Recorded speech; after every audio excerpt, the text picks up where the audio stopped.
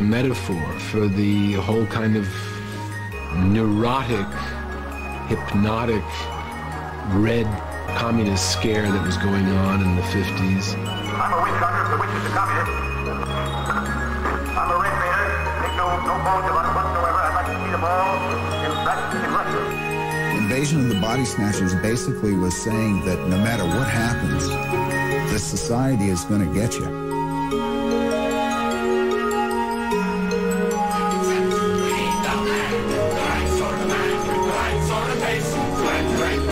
Race for space, we got to be first, we'll get to the moon, it's time for first!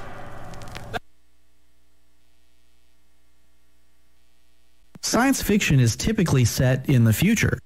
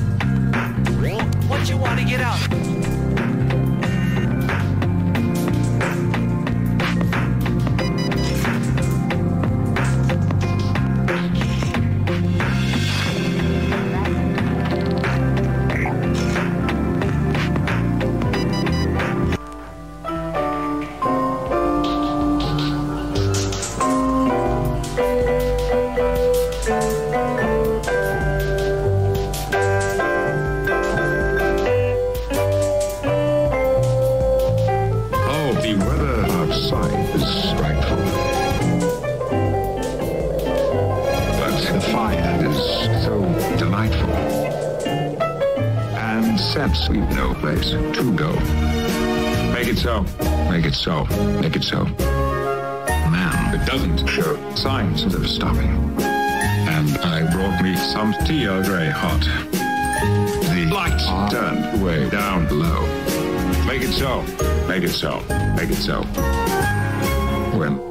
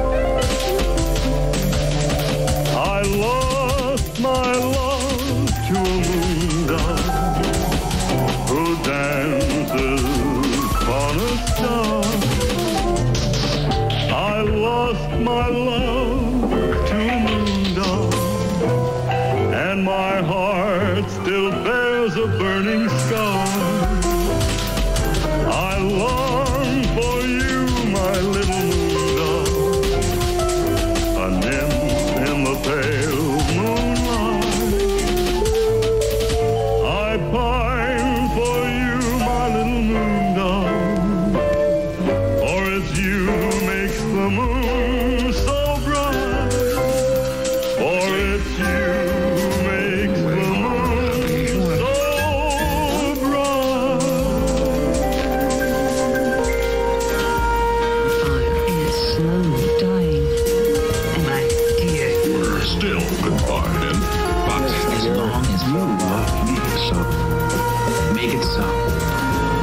That's my wife. Make it so. It's lonely out in space on such a dying star.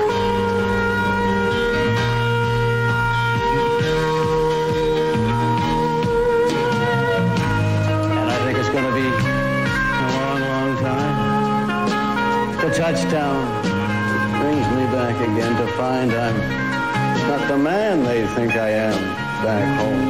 Oh, no, no, no. I'm a rocket man. Rocket man. Burning out his fuse out here alone. And I think it's going to be a long, long time till touchdown bring me round again and find I'm not the man they think I am at home. Oh, no, no, no. I'm a rocket man. Rocket man. Burning out his fuse out here alone.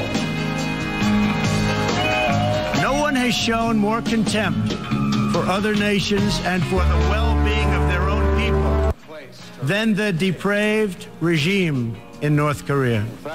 It is responsible for the starvation deaths of millions of North Koreans and for the imprisonment, torture, killing, and oppression of countless more. You unlock this door with the key of imagination.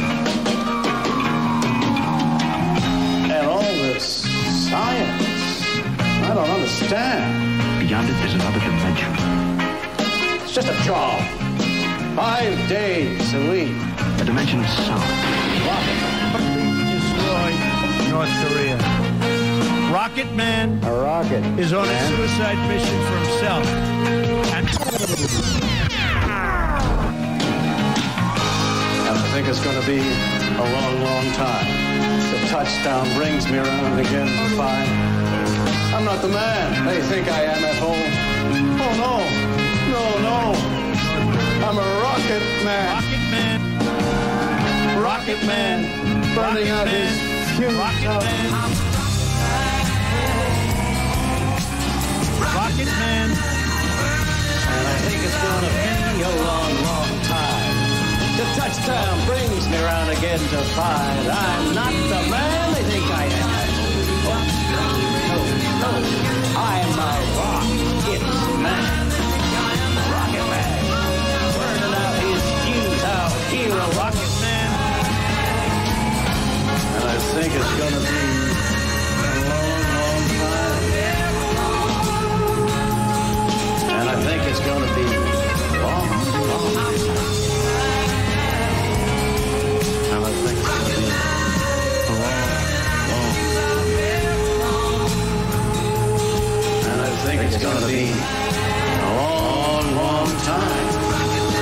Totally destroyed I think it's gonna North Korea. Long, long time.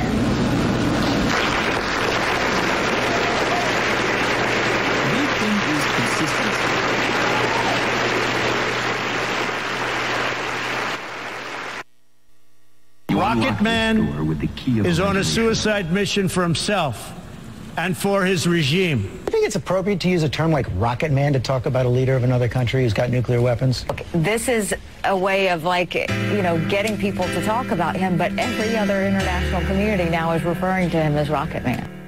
Kim launched a missile into flight. What's the show? Even China has condemned. Starfleet. Leonard Nimoy. This is part 2 of our interview. No one seems to with care Star Trek icon. about Today he talks Kim's about his flight. stage work. Today he I talks about guess. the origin of this. And he also does a William Shatner impression, right? Okay, let's go. Does North Korea really believe his lies? Like he started driving when he was 3. He's always right and doesn't move or leave. What stage experience? North Korea thinks the internet's a lie, and that Otto's an Israeli spy. Keeps off the man they think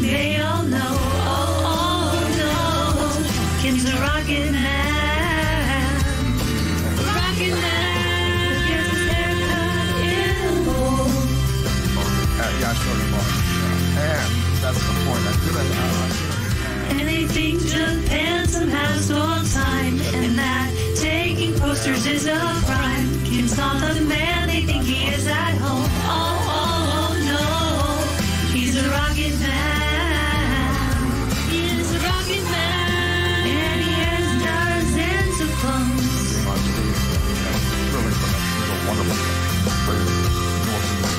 Kim Jong-un won a yacht race as a kid. I did several years. Hamburgers were invented by his dad. And I did my one-man show called Vincent. And most of North Korea is off the grid.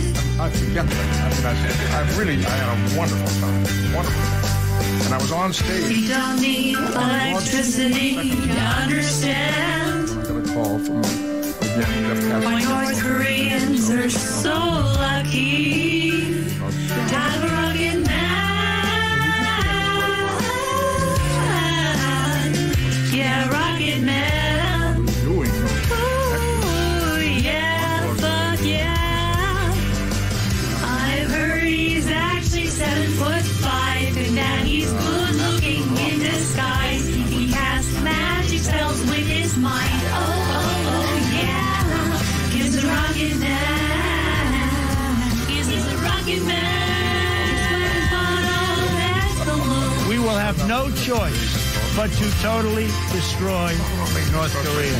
And Kim Jong-un can probably fly while shooting laser beams from his eyes. He also wrote Game of Thrones. Whoa, yeah. He's the rocket man.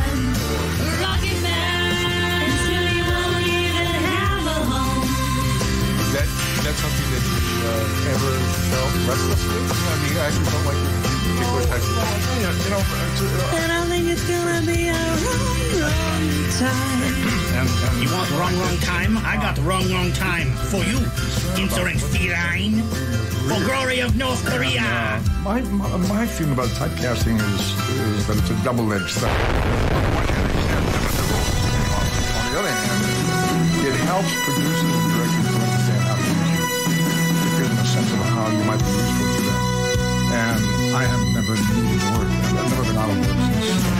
A long time ago in a galaxy far away, the rebels stole some plans led by me, Princess Leia. The Empire chased us down in ships of steel. Darth Vader led the troops based on what he could feel. Force is the word. Is the word, is the word that you heard. It's a groove in that meaning. Force can be good or be bad in a Sith Lord. Force is the way you are feeling. Force is the word, is the word, is the word. How did I get into this mess? I really don't know how. We seem to be made to suffer. It's our lot in life. What vision are you talking about? Not I. We'll go our separate ways. But of course, Jawa's in space, in truth. I'm hopelessly devoted to our truth. But now we're caught in this trap. We'll be melted down for scrap. We're doomed, lost my head, but still I'm hopelessly devoted to our truth. Hopelessly devoted to our truth. All right, shut up. I'll take these two. You will go to Earth. We shall. You will destroy all human life. Yes. Here are your swords. They are imbued with Kavitian magnificence. Every human head shall fall. Yes. Mayik the Ugg. In 822,000 tilcrons, we will send the giant Croaker.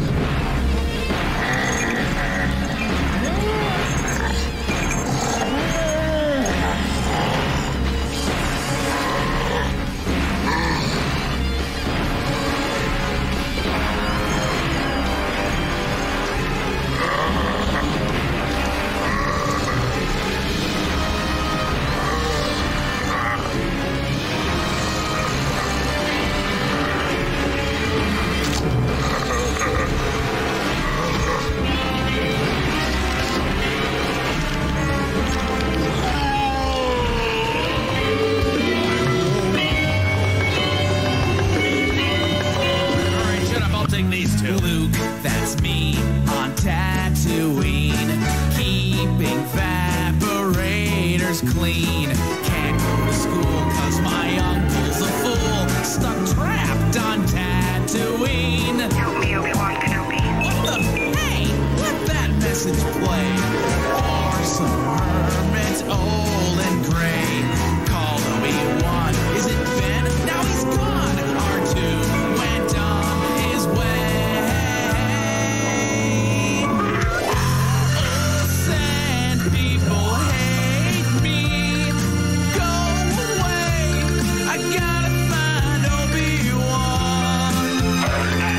They scare easily. Don't be afraid, little one. I knew your dad, a Jedi Knight, until murdered was he by Darth Vader. Wait, now this message. I saw part of the message. I seem to have found it, so let's see.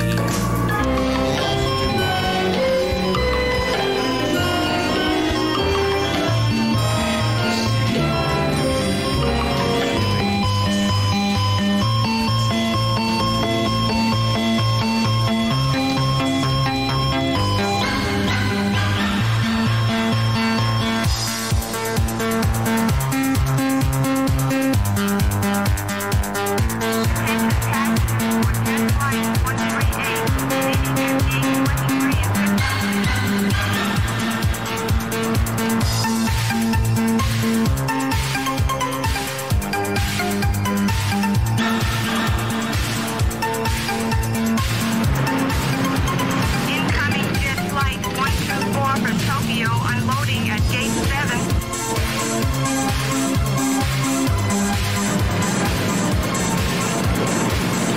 Attention passengers, flight 76 for New York and Paris, now loading at gate 3.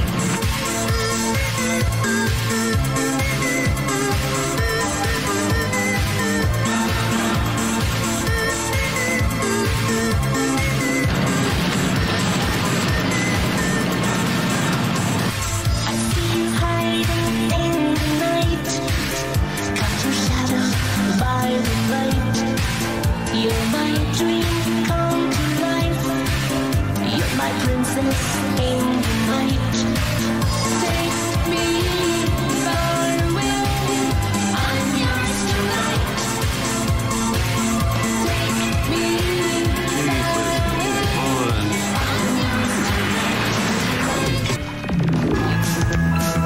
I need help, General Kenobi. I put the desktop plans in your hands. Please help our nation. Destroy the station. I sense much rebirth in her. You better help us, cause you served my dad. Now he begs you to set us free. Now he begs you to take us joy. Way out to Wonderland. My dad will know how to retrieve you and Alec. Hey, it's all the same to me. It's Obi-Wan that I want. Obi's the one I want. Help me, Obi-Wan that I want. Obi's the one I want. Kenobi, Obi-Wan that I want. Obi's the one I want. I just can't cope. My only hope. Hello? Slowly the blackness began to fade. Will somebody answer, please? Life held such promise and didn't deliver. And I was held in a river of night.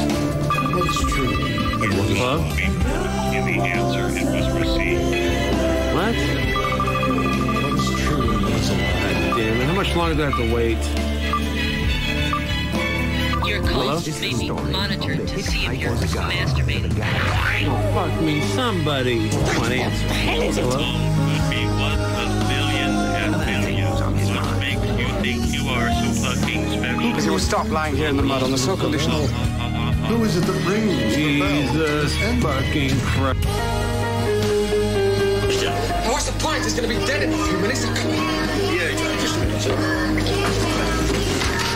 Do you mind, sir?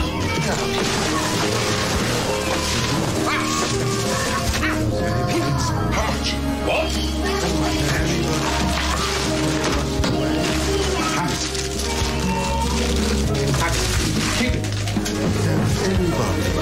seriously?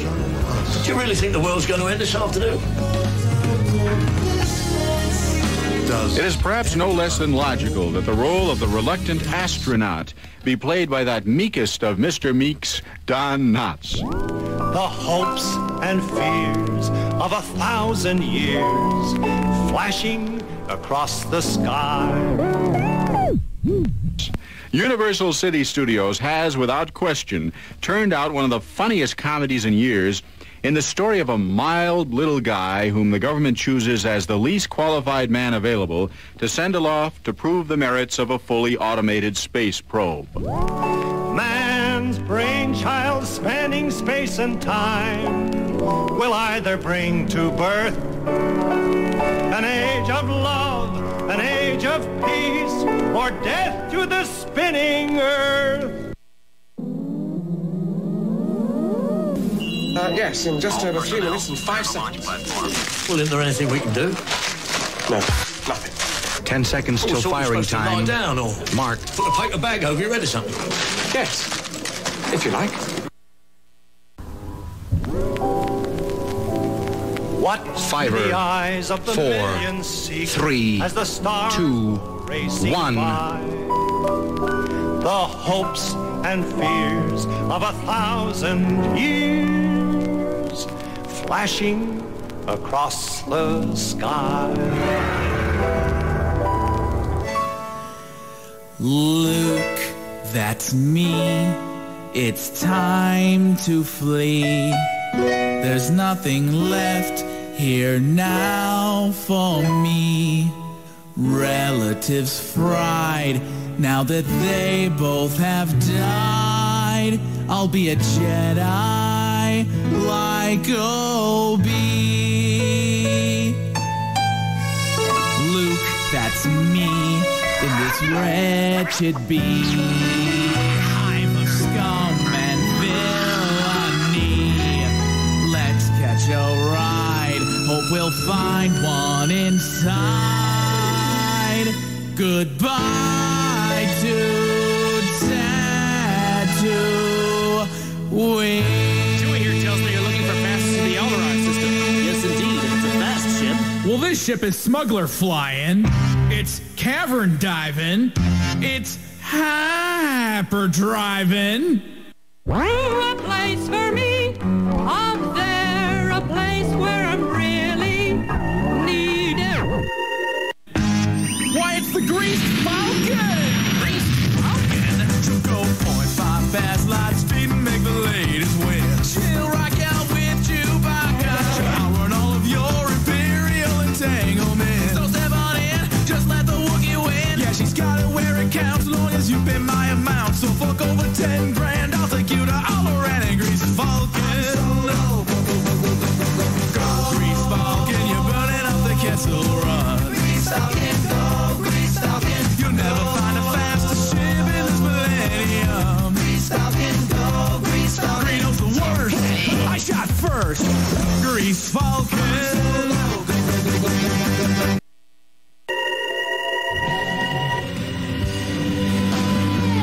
The confusion of faith and the logic of clarity, the tranquility of summer and winter's ferocity, the harshness of reality and the luxury of fantasy, the details of the devil and angelic purity, the miracle of passion and the hate of depravity, part the mystery.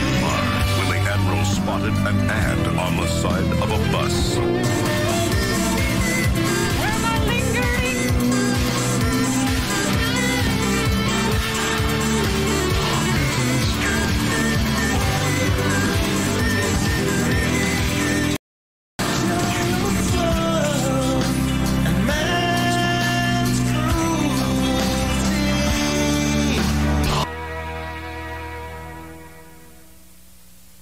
Well, the thumbs and electronic sockets and drives, the roundabouts. Citation Institute and joined a Your mouth will love you for the rest of your life. It's revolting. Oh, come on! This stuff is the greatest.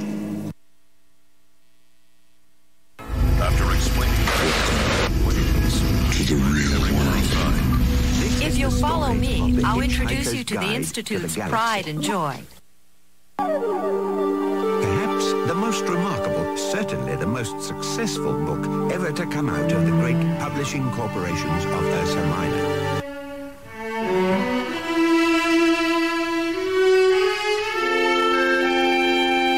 Come to me, 'cause tonight you're my star, shining bright.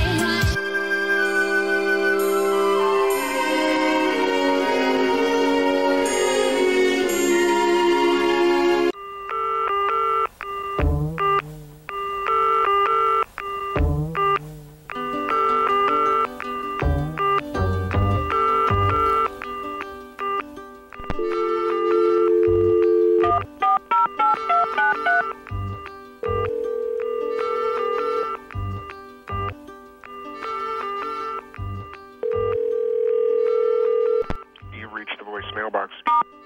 Please dial your password and press pound. You have 1 new message and 4 saved messages. To review, press 1. First new message sent today at 12 a.m. In the years before the personal computer, there was the telephone. In the days before the World Wide Web, in the wee small hours before the dawn of email, there was voicemail. From the late 80s to the mid-90s, in the suburban sprawl of Silicon Valley, there existed a community of voicemail box owners, or voice jailers.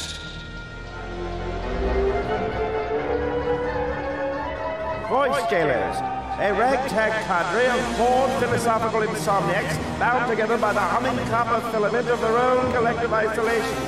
This is their story. These are their voices. This is Midnight Voice Jam.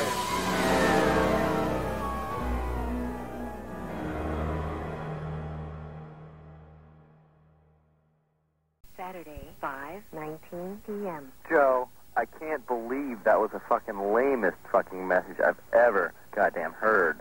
You know, I don't know what you're thinking, but it's fucking, that kind of shit causes a lot long distance listening to just a lot of noise. But here, check this out. This is kind of like, girls of the world ain't nothing but trouble, if you know what I mean, because I'm a brother and you're a brother.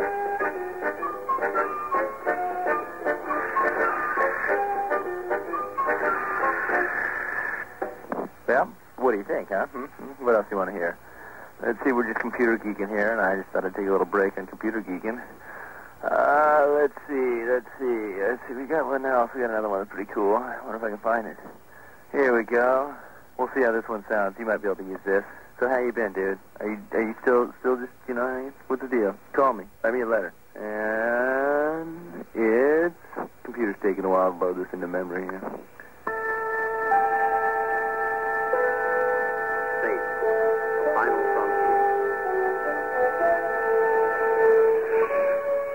End of message.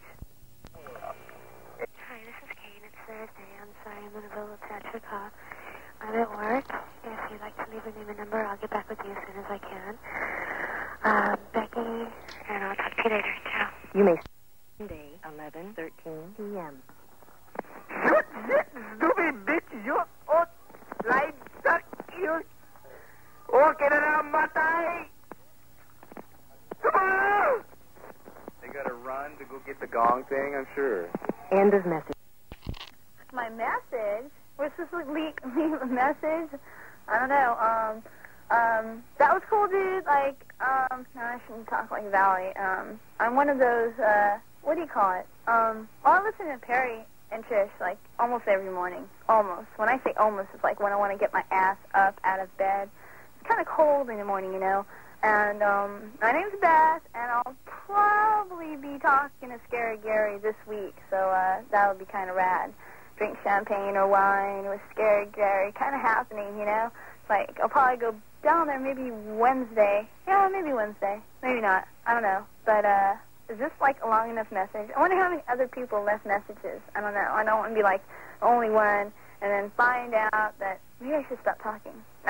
Airplay's, like, totally cool. Okay, let's see, like, I love the color blue, and, well, no, you can't have my number, and you're probably a girl anyway, so, probably belongs to KSCO. They would do something stupid like this. Nah, it's gotta be like, oh no. But it's a number, and you're in my phone book now, so be happy. You're in my black book. Bye.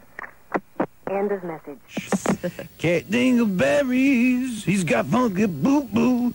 Good morning, Brother Stone. Good morning, how are you? Oh, I'm doing just fine on a Friday. You're doing fine, you're doing fine. It's a Who Dat weekend. Who Dat, the New Orleans Saints, the Who Dats are going to kick some booty against the 40 Whiners. The 40 Whiners. The 40 Whiners. There's a scream for you, Whiners.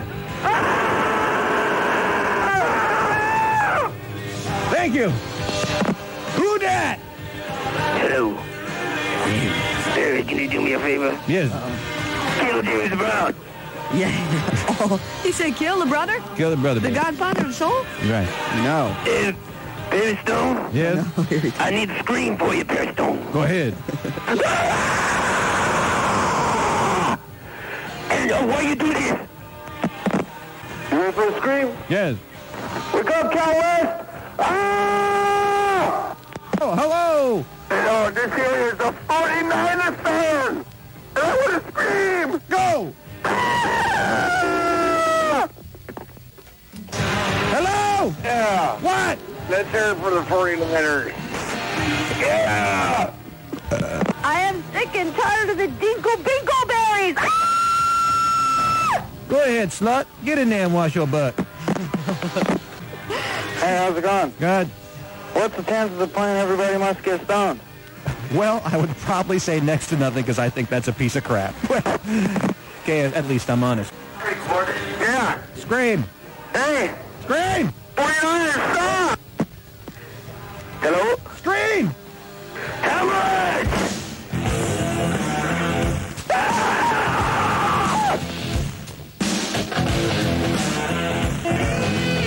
Been waiting for it all. What Shut up, bitch. Now that's entertainment. 1, 2, 3, 3, 2, 3, 1. Let's try it again. 1, 2, 3, 3, 2, 3. One more time. 1, 2, 3, 3, 2, 3, 1. Let's try it again. 1, 2, 3, 3, 2, 3. One more time. 1, 2, 3, 3, 2, 3, 1. Let's try it again. 1, 2, 3, 3, 2, 3. One more time. 1, 2, 3, 3, 2, 3. 1. Let's try it again. 1, 2, 3, 3, 2, 3. One more time. 1, 2, 3, 3, 2, 3. 1. Let's try it again. 1, 2, 3, 3, 2, 3. One more time. 1, 2, 3, 3, 2, 3. 1. Let's try it again. 1, 2, 3, 3, 2, 3. One more time. 1, 2, 3, 3, 2, 3. 1. Let's try it again. 1, 2, 3, 3, 2, 3. One more time. 1, 2, 3, 3, 2, 3.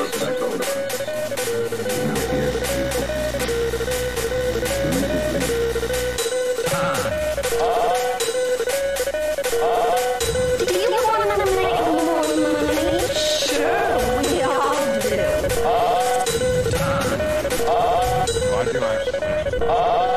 Do you want to make more money? Sure, we all do. Unsure. Sure. Unsure. Sure. Unsure.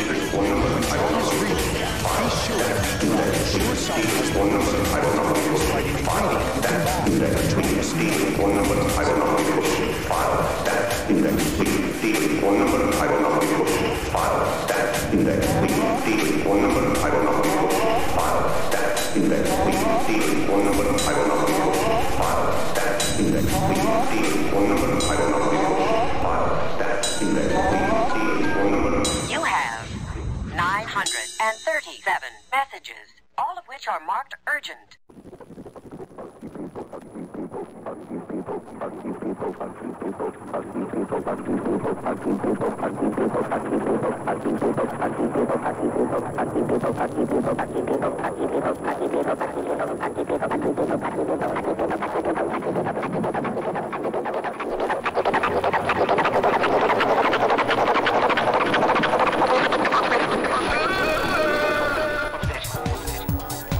Came from over there somewhere. I'm going to keep him here for as long as it takes. End of message. End of message.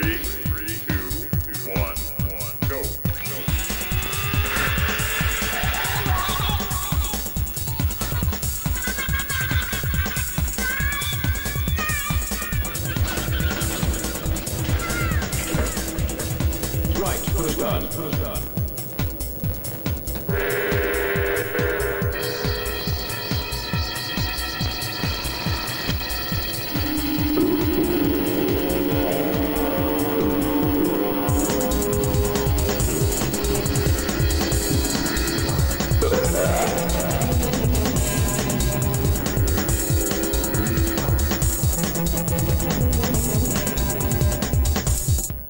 Three, two.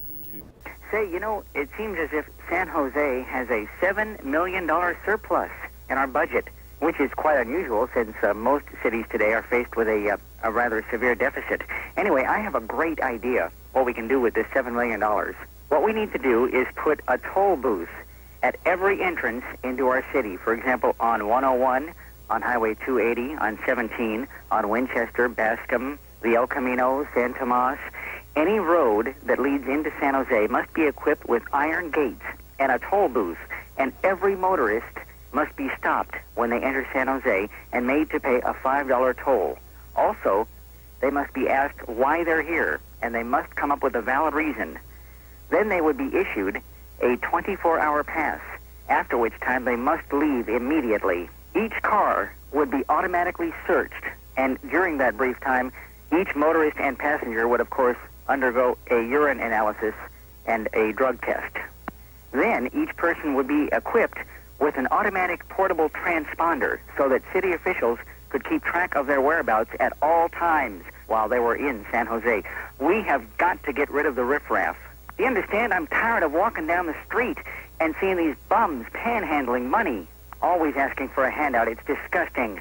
As for the homeless and indigent, well, we would take part of this surplus and build them little portable shelters just outside of the little town of Tracy, and they would be very happy there. And by the way, if any visitor ever broke the law while they were in San Jose, they would be permanently banished and told never to come back again. Ever. Not ever. They would not be welcome here, do you understand? And I'm not kidding. I am serious. I am totally not kidding. Hi, Steve. This is your mom. I just wanted to see if you were all right. Talk to you later. Bye-bye. Tuesday, 5:02 a.m. from The Weatherman. And while you're in the box at the same time I am here, listen to this one. Tell me who this is and if it's for real. Tuesday, 12:54 a.m. Hi, Bill. This is that. I'm over at Mo Pineapple's apartment. You don't know what. He's having such fun. Sex. Call us back. You want to come over? End of message. I feel that it's, people like me are not represented. I'm very disturbed by... You are very disturbed, and I'm going to recommend that you get some help for your problem. You are very disturbed. You bitch! You're very disturbed. You're disturbed, pig sucking son of a bitch! How dare you trick me like that? All right, now go ahead and say what you want to say about drugs. What are you going to do every word I say? You're going to play these cheap little tricks. Well, ma'am, it's not a cheap trick. Everyone listening to you knows you're very disturbed. What do you know? You don't know anything about me. You're very... Well, ma'am, all I know about you is that you sit here and you scream all these epithets, and you get way out. You must be on something yourself. I started to talk, and you said talk, and the minute I said I'm disturbed, that's like... Well, ma'am, go ahead and tell me what you want to say about drugs. Yes. What did you want to say about drugs? You're not going to let me. Ma'am, you've called me every name under the book, and you're still on the air. I didn't call you every name. Well, just about. Well, you've been doing the same to me. I have not at all, ma'am. Go right ahead and say what you want to say about drugs. I'm disturbed about... You certainly are. Can I say anything? You're going to... Every time I say I'm disturbed, you're going to say you certainly are. Well, go right ahead and tell me what you want to say about drugs. How can I? There's tremendous resistance up against... No, ma'am. Go right ahead. I haven't resisted anything you've said thus far. You're still on the air. Playing games. Yeah, I'm on the air, and I... Well, that's true. And so go right ahead and tell me what you want to say about drugs. I have to keep fighting with you, and you're not giving me an instant to say what I had planned to say. Well, ma'am, if what you've said is not something that you plan to say, then I feel sorry for you. You really need help. You need need help too, you son of a bitch. You ought to be kicked off the air. All right, fine. Now that you've gotten that out of your system, tell me what you want to say about drugs. You son of a bitch, All right, what do you want to say about drugs? I'm very disturbed. Mm-hmm. Oh, thank God. I'm very disturbed by the fact that people like me are not included in all the statistics. And who's a person like you? Someone that gets on and calls people names and cusses at them? Well, what do you mean? Is that the type of person you are? I don't have control. Well, you're damn right you don't have control. You don't have control of your faculties. You don't have control of your senses. And, ma'am, what you need to do is go out and get some help. But at least I gave you an opportunity, and all you did was cuss and swear and carry on. I feel sorry for you, but go out and get some help. Call Carla Perez. Perhaps Carla is expert enough to give you some help. What?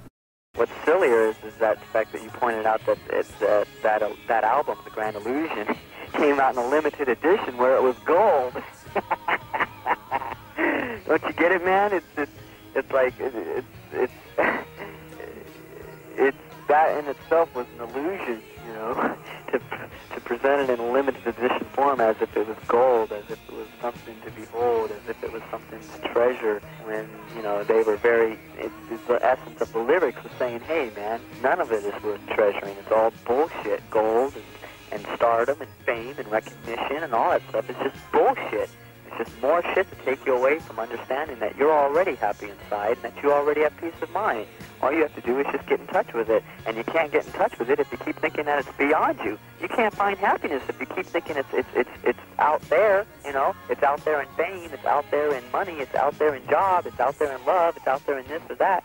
Fuck it, man. It's all inside of you. But as long as you keep thinking that it's all out there, then it draws your focus away. You'll never be happy because you're always looking away from it because you're already happy. But you just don't realize it. You know, it's mishmash to you. I'm sure. I sound like I'm talking mishmash, and that's okay, Ruby. Just one crazy man's way of looking at life. You know, that's all it is. That's all I am. Other than that, everything's groovy as far as I'm concerned. And you should have seen the fish that my roommate caught. My God. Man, we're talking, whoa, dude, we're talking ruderalis, man. We're talking humongous, fat, flaming green. I mean, fat. Well, I don't feel very good. I feel sort of ill. I've been feeling ill for the last couple of days, but it's nothing that keeps me from working. I think it's because I'm not eating enough. I think that's what it is. I'm not eating enough, and I'm smoking too many cigarettes, and that's kind of why I'm feeling sort of queasy and ill every once in a while. Not all day long, but in moments. There's certain moments of illness. Strange. So, maybe I'll come by tomorrow. Although I'm really contemplating, I'm really twisting, like, do I want to go 4-0 or do I want to stay 2-5? 4-0 will break me, though. It won't leave me any money to do anything. Maybe you could, End of message. The time is 3:27 a.m. Now, is that a trip or what? The bitch tells you what time it is. Tuesday, 3:28 a.m. Hey, man, you want to fuck with me? You want to fuck with me? End of message. Tuesday, 3:01 a.m. Hey, you fucking puppy breath motherfucker. You know what puppy breath is? When was the last time you've been around a puppy? Any puppy. I don't care what kind of puppy it is. When's the last time you've been around a puppy? When's the last time you smelled puppy breath? You better tell your friend, man, the friend, Steve, that he owes money to AccuPhone for the 8934 mailbox. And apparently you owe about 9 months back rent, seeing that they found out there's a scam going on with your money orders. Apparently you're in some deep shit, so are you? I might look for another place to live. End of message. Message discarded.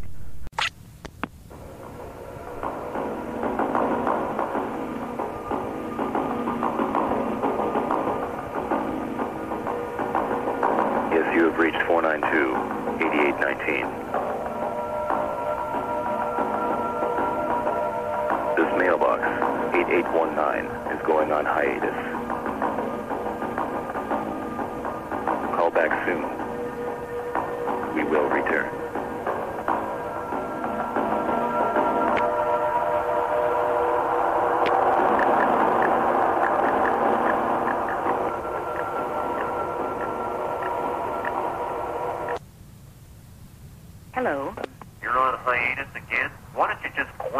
End of message.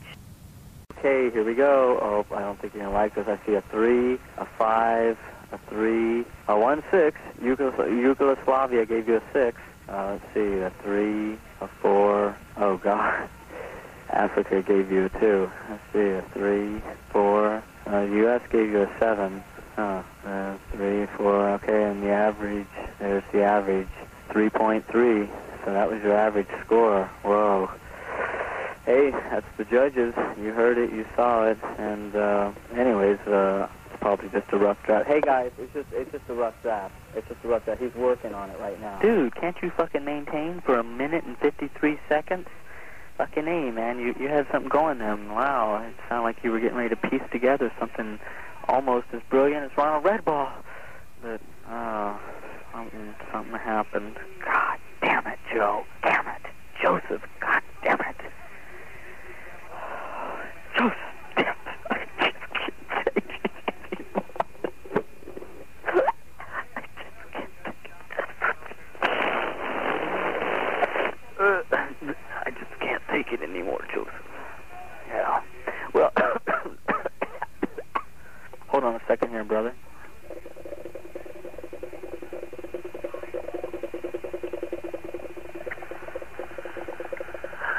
Yeah. Well, that inspires me to get some old tapes out, and I think I'm going to make a little collage. I'm not going to try to be brilliant as Ronald, though. That way I can't fail. I'm just going to throw some old nostalgic shit out there. See if I can find an 87 when you first started calling. I'll see if I can find some of that, put that on my outgoing, or maybe I'll fill your mailbox up with it. What are you going to do? You going to kick my ass? You know? What? You talking shit? End of message. 1:08 a.m. from Milpitas answer line. I think we hooked one. This could be a new caller. 1:06 a.m. End of message. Sunday, 4:32 p.m. I know how you feel, Sledge. I felt the same way when I broke into Samuel's box when they were on 236, and I didn't even hardly try it all, maybe first or second time. And it was a really easy passcode, too. That's what was so funny. And so I would just go in. I was doing it for about 2 weeks, going in, listening to their messages, and they didn't even know I knew the passcode. And so at one time, I had 5 passcodes to 5 different boxes. It was great. You know what? So what if he's pissed at you, man? Big deal. Some people just aren't happy unless they have something to complain about. End of message.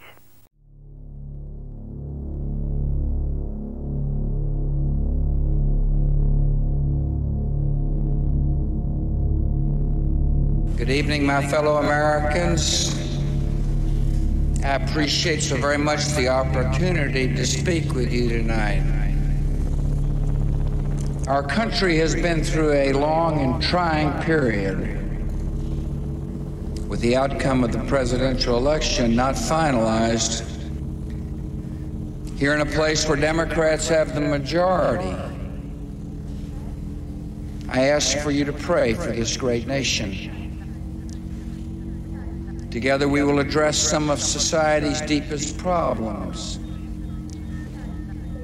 and it will be a foundation of my administration.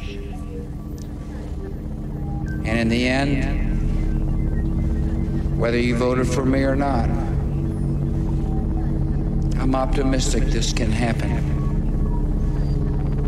After a difficult election, we must put politics behind us.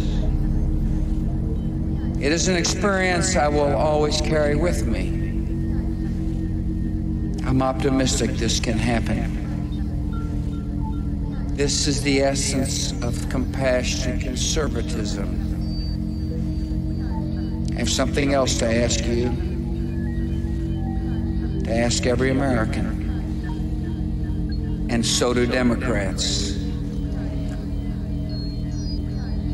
And so as we begin the work of healing our nation, to be reasonable in manner. Americans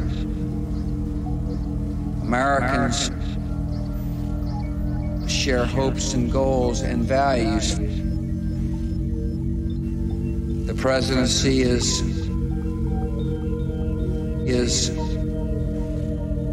more than an honor. It is more than an office. I thank you for your prayers for me and my family. We have discussed our differences. Our votes may differ.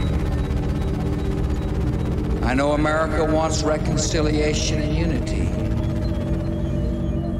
as one nation. And above all, together we will save Social Security and renew its promise of a secure retirement and harmony.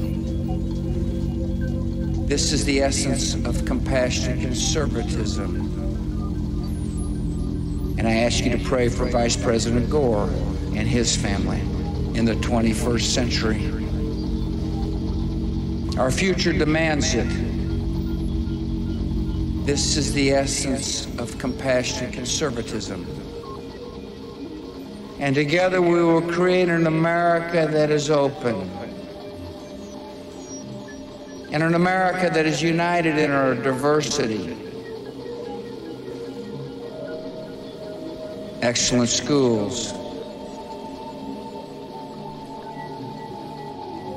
I believe things happen for a reason.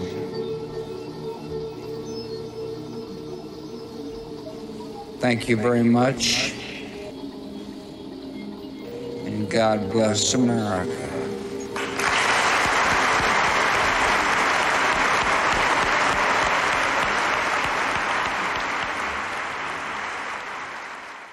Please dial your password and press pound. Please dial your password and press pound. You have 2 new messages and 11 saved messages. To review, press 1. To send, press 2. To hear more choices, press 0. From sent today at 12 a.m. In the years before the personal computer, there was the telephone. In the days before the World Wide Web, in the wee small hours before the dawn of email, there was voicemail. From the late 80s to the mid-90s, in the suburban sprawl of Silicon Valley, there existed a community of voicemail box owners, or voice jailers. Voice jailers, a ragtag cadre of bored philosophical insomniacs bound together by the humming copper filament of their own collective isolation. This is their story. These are their voices. This is Midnight Voice Jam. Message complete. You have no unplayed messages in your mailbox. I appreciate all your responses to the fast food on high school campus question. Those responses will be featured over the entire weekend on this number and other subsequent numbers to be announced. Say, I'm sure that you're all aware of the continuing influx of immigrants coming into the country, both legal and illegal. And we've got to do something about the illegal ones. There's a ton of them. They're crawling like flies across the state of California. Ate up all the cats. Beep, beep.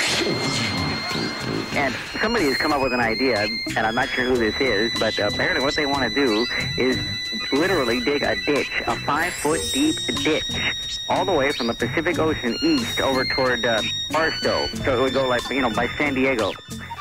The Empire State Building. And that way, this is no joke. This is not kidding. That way, these illegal drugs and these illegal aliens would be hindered from crossing over here and making a mockery out of America. Ate up the Jersey Turnpike. Did you know that 75% of the drugs, the illegal drugs in the state of California, you know who's responsible for bringing those drugs into here? I'll tell you, it's those illegal immigrants. It's in your home state. What needs to happen is we could take a few lessons from the East Germans and the Berlin Wall. That's right. Those governments that practice the evil stench of communism. Their ideology is hideous, but their idea is great. The Berlin Wall, that's what we need across the southern border of California. It's outside of your door. We should build a wall around the entire state of California, not only to keep out the foreigners, but to keep out the Okies and the Arkies and people from Missouri and all the other hideous Midwestern and southern states. We don't need them here. They're stealing our jobs, and we're Californians, and they belong to us. We are isolationists. We do not believe in sharing anything with anyone from any other part of the country or any other part of the world. We are isolationists. We do not believe in sharing anything with anyone from any other part of the country or any other part of the world. Oh, I got my Jell-O, start smearing it all over the floor. Got it. Oh, I got my Jell-O, start smearing it all over the floor. Got it. Oh, I got my Jell-O, start smearing it all over the floor. Got it. Oh, I got my Jell-O, start smearing it all over the floor. Got it. Oh, I got my Jell-O, start smearing it all over the floor. Got it. Oh, I got my Jell-O, start smearing it all over the floor. Got it. Oh, I got my Jell-O, start smearing it all over the floor. Got it. Oh, I got my Jell-O, start smearing it all over the floor. Got it.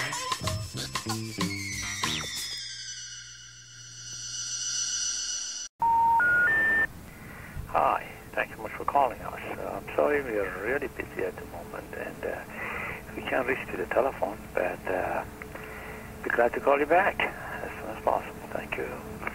You may start your message now.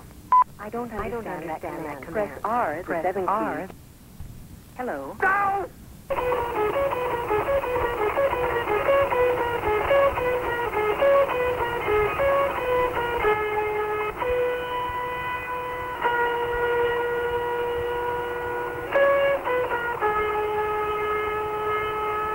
No, I'm not channeling Hendrix. Those are authentic psycho-Jackian fingers. End of message. Message discarded from We're down here at the store. Well, Thursday, December 31st, 8:27 p.m. Thanks, Dave. I need bail money, for Christ's sake. I created an explosive device and got caught with it. Now I'm in deep shit. Gee, you're a dick. I'm in fucking jail. I blew up something. You're a prick. End of message. The number you have reached, 1000, has been changed. The new number is 700. Please make a note of it. Hello. Yeah, Joe, this is John. Look, I tried that number, 1-800-499, extension 6820, and whoever it was hung up on me something. I need a name. I can't just call a number. So if you want to give this guy my telephone number here, 510, I'd love to talk to him about, voicemail box. But I don't want to call him.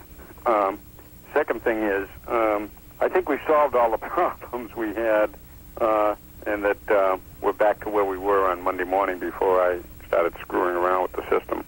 If not, and there's any problems, let me know. Thanks for your input. Bye. End of message. Wednesday, 3:10 p.m. from Wednesday, May 13th, 1992. oh boy, it's boring up here. Anyways, what's up? End of message. Sitting on the dock of the bay, watching the tide roll away. Ooh, I'm just sitting on the dock of the bay, wasting time. I left my home in Georgia, headed for the Frisco Bay. 'Cause I've had nothing to live for, and look like nothing's gonna come my way. So I'm just gonna sit on the dock of the bay, watching the tide roll away. Ooh, I'm sitting on the dock of the bay, wasting time.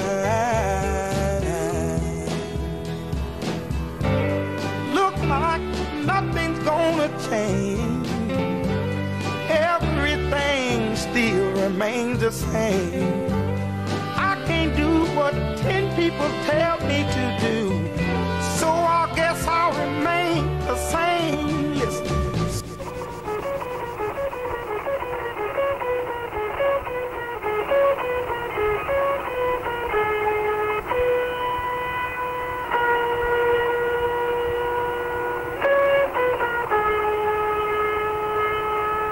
No, I'm not channeling Hendrix. Those are authentic psychojackian fingers. End of message. Message discarded from We're down here at the store. Well, Thursday, December 31st, 8:27 p.m.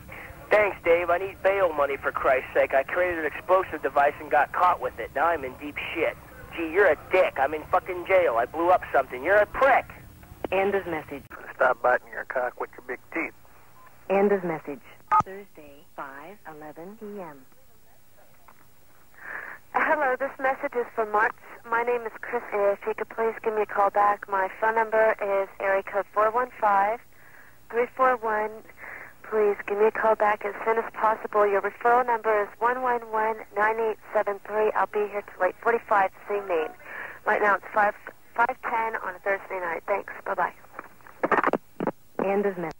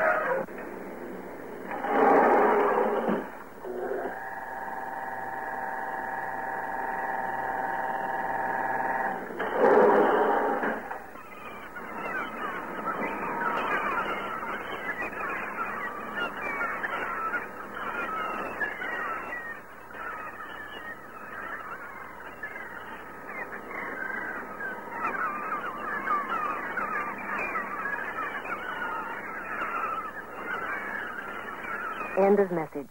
15, 14, 13, 12, box 11, box 10, box 9, box 8, box 7, box 6, 5, 4, 3, 2, 1, 4. Bye. You should change your name to Fusion Woman. What the hell is all this disco business? Fusion Woman, the Confusion Woman. No, Fusion Woman. Now that would be a woman. The Fusion, or heavy metal. Well, heavy metal is a little bit just too. The Fusion Woman. There you go. Lateral. End of message. Much. End of message. There was a caller who called this number. We were talking about how to control drug abuse, and he started off his comments like this. Let's face it, I mean, the CIA's involvement in drug trafficking in Panama is just the very, very tip of the iceberg. I mean, we installed the Pakistan government for the sole purpose of increasing the amount of heroin flow into this country. Yeah, this bozo probably believes that John F. Kennedy was assassinated by the communists and that the 1969 Apollo lunar landing was all staged in Hollywood. I mean, and why would the government do that when it's against the law, not good for us? Because it keeps us passive, docile dogs. And they don't have to worry about stoned hippies.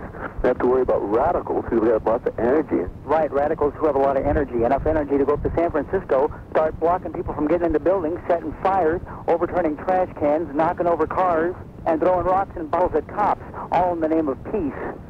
You have to figure out, well, why did they do this in the first place? is a basically unhealthy activity. Now, why do they do it? I mean, there's got to be some reason there, and I don't think you can blame the individual, because you can see the mass amounts of abuse in society.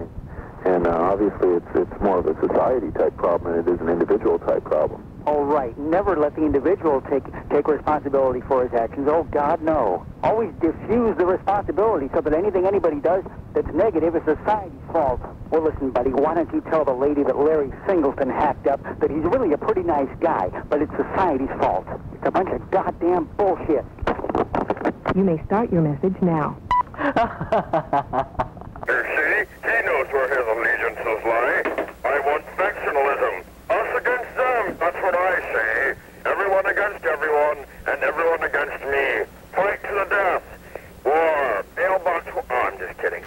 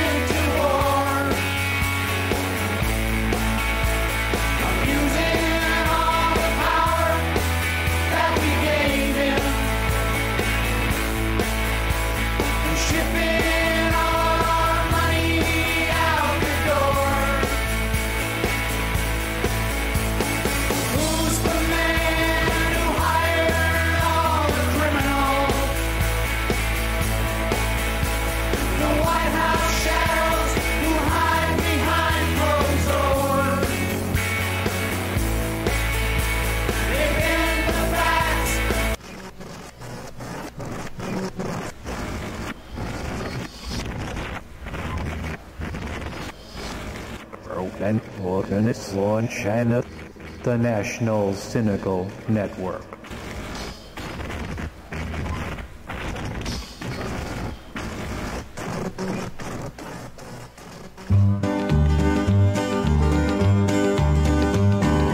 Here it is, another election year, and candidates are coming from everywhere. The long tall Texan, wise as owl, says, boys, I'm a-throwing in the towel, y'all grab it. Run under a log with it. He's going back to the Lone Star State. We're gonna clean the slate from 68. LBJ says I ain't gonna run. I'm a-going back to Texas and have a little fun. I'm tired of everybody putting me down. I'm a-going back home and play with my hounds. Going to the dogs. All these birds is migrating. The election's coming, I can't wait. We're gonna clean the slate from 68. Hubert says, I'm your man. This year is the promised land. They'll promise you this and promise you that. When they get in, they'll leave you flat. Won't even know you. Have to march to get what you want. I think everybody's had a bait. We're gonna clean the slate from 68. Richard, he's running again. He's been running since time began. Same old line, just a different twist. Some of the polls say you just can't miss. Got plenty experience. Old tricky dick. If you're serving bologna, I just say it. We're gonna clean the slate from 68. There's old Rocky up in New York City, says they're running from me like a striped kitty. But when you get to know me, I ain't so bad. I'll give you things you ain't never had. Let's change the name of Capitol Hill. We'll call it Old Rocky Top.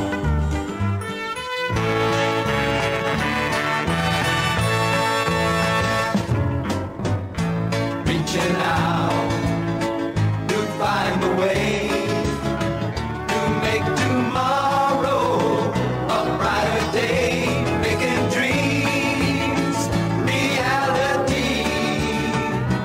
More than ever, Nixon now for you and me.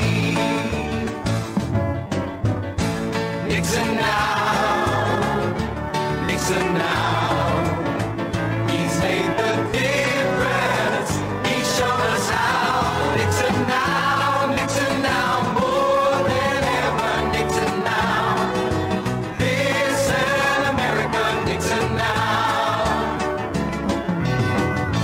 Reaching out across the sea, making friends where those used to be, giving hope to humanity. More than ever, Nixon now for you and me. I, Richard Nixon, do solemnly swear.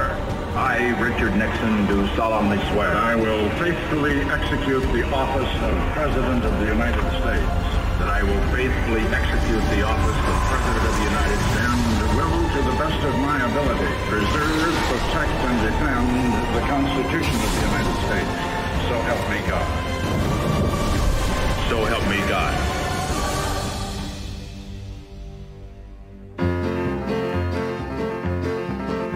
McGovern said, boys, I think I'm gonna run. Got a lot of work to be done in Washington. He talked to the poor folks, the blacks and the youth. Humphrey said, George, I think you're gonna lose. He said, I want that job myself. Well, there was Kennedy and Wallace and Muskie and mine. McGovern couldn't seem to get his ducks all in line. Somebody shot Wallace and Jackson, he tried. Muskie might have made it, but he broke down and cried. I'll tell you, boys, it's a hard life. But down in Miami, McGovern got it all. A strange-looking bunch of folks inside Convention Hall. McGovern said, I need someone to carry the South. They picked poor Tom Eagleton, but folks found him out. That liberal press, they gotta know it all. Well, McGovern took Shriver and he started to run. Sarge said, Eunice, let's have a little fun. They ran into trouble almost everywhere they went. There was a big committee to elect the president. I'll tell you now, they were a smooth group. Well, they broke into Watergate and tapped people's phones. The FBI and CIA would not leave folks alone. The people in the White House were bursting with pride when the votes were all counted. It was a big landslide. The USA bought a new used car. Russia and Vietnam and China were cool. The American press, they could not find any news. So they dug into Watergate, and the further they went, it seemed as if they might just run into the president. You know, it was a big shock. Well, there was Haldeman and Gray and Mitchell and Dean. A whole lot of folks shaking on the White House scene. They patched up the cracks, but the dam broke loose. Watergate was all you could read in the news. And Dickie said, well, it's news to me. But there's Lincoln, Roosevelt, and Truman and Ike, all turning over in their graves every night. And somehow my mind goes back to Betsy Ross. Nobody knows what this country has lost. I will repeat, it's a hard life. Well, somewhere in this country there's a hard-working man, reading his paper as he tries to understand. Are there no honest people left anymore? One night will he hear a pound on his door. If it gets that way, Lord help us all.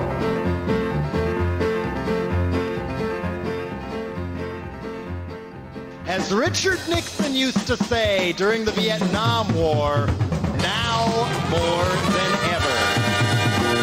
Nixon now. More than ever. Nixon now. More than ever. More than ever we need Nixon now. Nixon now. More than ever. Nixon now. More than ever. More than ever we need Nixon now. Coming up east. Prosperity too. Coming up strong. He's following through. Nixon now. More than ever. Nixon now. More than ever. More than ever we need Nixon now. Nixon now. More than ever. Nixon now. More than ever. More than ever we need Nixon now. Give it outdoors. All over the land. Give out the word. And give him your hand. Nixon now. More than ever. Nixon now. More than ever. More than ever we need Nixon now. Nixon now. More than ever. Nixon now. More than ever we need Nixon now. Nixon's the one. Nixon's the one. Nixon's the only one. We believe in Nixon, N-I-X-O-N. Nixon's the only one. Nixon's the one. Nixon's the one. Nixon's the only one. We believe in Nixon, N-I-X-O-N. Nixon's the only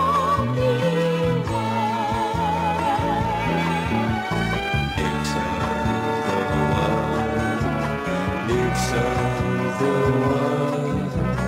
Nixon's the only one.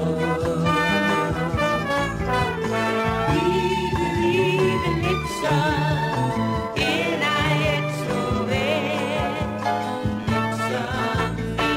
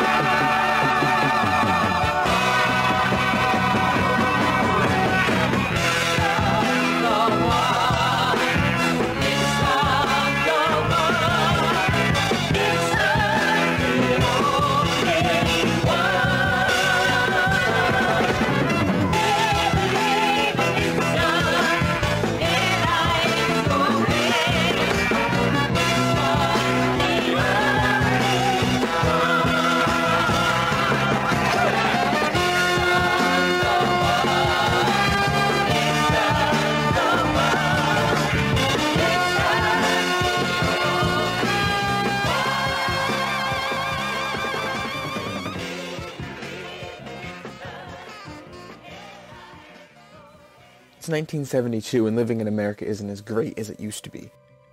The war in Vietnam is still going on, the spread of communism is as threatening as ever, and inflation is making prices go up for basically the first time since World War II. Oh well, at least you have a pretty good president. Richard Nixon seems determined to get things done even in the present situation. He created a plan for withdrawing troops from Vietnam, he relaxed tensions with China and the Soviet Union, and he created the Environmental Protection Agency. It's no wonder he wins his re-election campaign in a landslide against Democratic candidate George McGovern. No one seems concerned with the news of a break-in at Democratic headquarters in the Watergate office complex. Two men were concerned, however. Washington Post reporters Carl Bernstein and Bob Woodward published a series of articles which eventually implicate Richard Nixon and his team as being involved in the burglary. The story is made into a book and then later into a movie called All the President's Men. The Senate launches some hearings led by Senator Sam Ervin. They accuse the president of planning and covering up the break-in. During the hearings, it's revealed that Nixon had tape recorded nearly every conversation while in his office. The Senate committee asked to listen to the tapes, and Nixon declined, citing executive privilege. The break-in goes on for a while until the Supreme Court steps in and says that since Nixon may have committed a crime, executive privilege doesn't apply. So Nixon has to turn the tapes over, and it becomes pretty clear that he was involved in the burglary and generally a bad person, so he resigns. Throughout the long and difficult period of Watergate, I have felt it was my duty to persevere, to make every possible effort to complete the term of office to which you elected me. In the past few days, however, it has become evident to me that I no longer have a strong enough political base in the Congress to justify continuing that effort. As long as there was such a base, I felt strongly that it was necessary to see the constitutional process through to its conclusion, that to do otherwise would be unfaithful to the spirit of that deliberately difficult process and a dangerously destabilizing precedent for the future. But with the disappearance of that base, I now believe that the constitutional purpose has been served, and there is no longer a need for the process to be prolonged. I would have preferred to carry through to the finish, whatever the personal agony it would have involved. And my family unanimously urged me to do so. But the interests of the nation must always come before any personal considerations.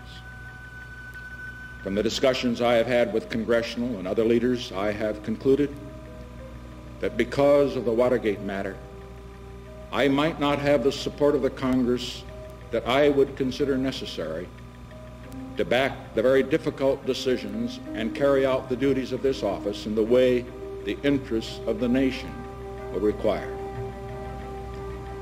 I have never been a quitter.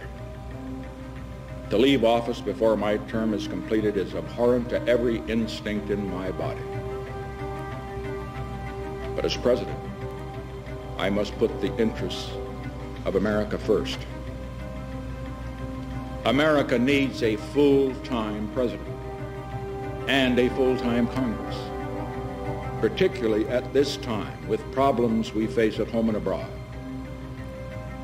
To continue to fight through the months ahead for my personal vindication would almost totally absorb the time and attention of both the President and the Congress in a period when our entire focus should be on the great issues of peace abroad and prosperity without inflation at home.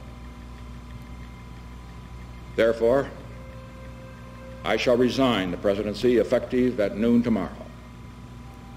Vice President Ford will be sworn in as president at that hour in this office.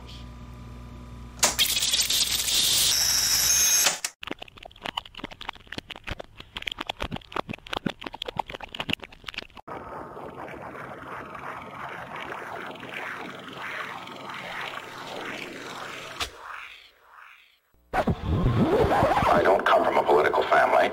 I didn't think about the possibility of being president of the United States. My mother didn't take me into her arms and tell me someday you'll be president.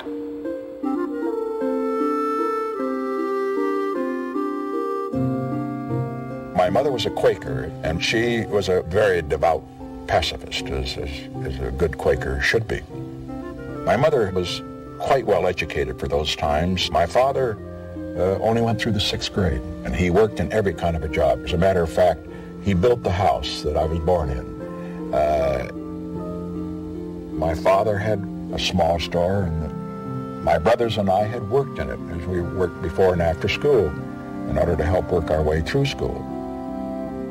My mother was one who had no enemies. My father was argumentative, he was combative, he was competitive. From him, I got that arguing ability, but from my mother, more the dedication to scholarship and an early start. And if it had not been for my mother, it would have been very difficult. My mother recalls that I played by ear, which I did before I ever took any lessons, and I became quite advanced. But I think it really came down to a choice. Would I concentrate on music, or should I move to debating and other areas? And I finally moved in the other direction. Sometimes I rather regret it.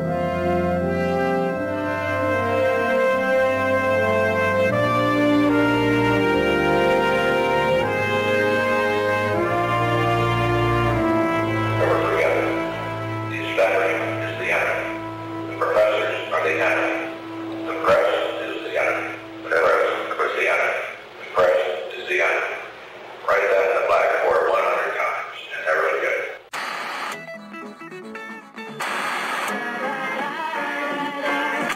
Mission Impeachable.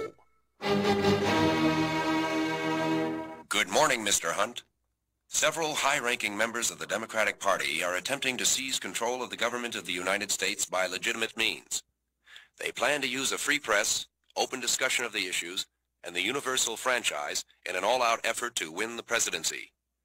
Should they succeed, all our efforts to repeal the Bill of Rights, pack the Supreme Court with right-wing morons, intimidate the media, suppress dissent, halt social progress, promote big business, and crush the Congress will be destroyed. Your mission, E, should you choose to accept it, is to stop these men once and for all by ensuring that the weakest of them, Senator George McGovern, wins the nomination, and then sabotaging his campaign by any possible means. You will have at your disposal electronic bugging equipment, burglary tools, wigs, voice alteration devices, a camera disguised as a tobacco pouch, forged documents, a safe house, 500 loyal but clumsy Cubans, and $2 million in $100 bills. As always, if any member of your CIA force is caught or killed, the President will disavow any knowledge of your activities. This administration will self-destruct in 16 months. Good luck, Howie. The Justice Department announced today the discovery of information linking former White House aides John Dean and John Ehrlichman to the kidnapping of the children of Mrs. Alice Crimmins. This late development came as no surprise to Watergate prosecutors, who just last night disclosed the release of evidence that the Sharon Tate murders may have been engineered by a faction of the committee to re-elect the president, led by H.R. Haldeman, Jack Ruby, Richard Speck, and Lieutenant William Calley. And in other news, federal narcotics agents today raided a house near the university where they arrested 3 men and seized 2 pounds of top ground round with a street value of $35,000. Logical meeting with many of the patients 24 hours a day. And now, we return to the thrilling conclusion of the FBI. Hey, man, see, look, our Johnsons. Oh, no, man, this is not the place. It must be across the street. Yeah. Oh, Okay, yeah, let's go. Come on, let's go. Okay, let's go. Yes, I think that's it, man. Water got the apartment. Oh, Jess, now we're gonna get in, but how are we gonna do that, man? There's a doorman there. Oh, the door. I'm gonna distract the doorman. Hey, doorman! Your fly is down. You crazy speck. But wait a minute now, man. The door is locked. How are we gonna... You got a credit card? Are you kidding me? I don't even have credit. I got no credit, man. I got it. I know what we do. We break the door down, traditional Cuban style. Right. Cuba, si, Castro, no. Cuba, si, Castro, no. Cuba, si, Castro, no.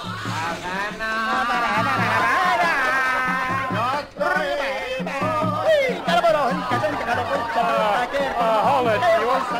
Hold it. Amigos.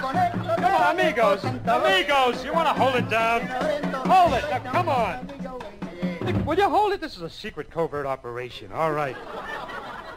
Boy. Luckily, everyone goes to bed in this town around 7. All right. Now, boys, or amigos, whatever you want me to call you people.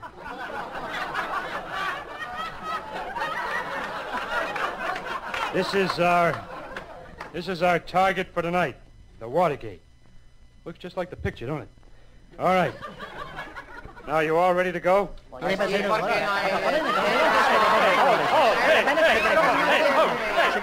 on, uno momento, por favor.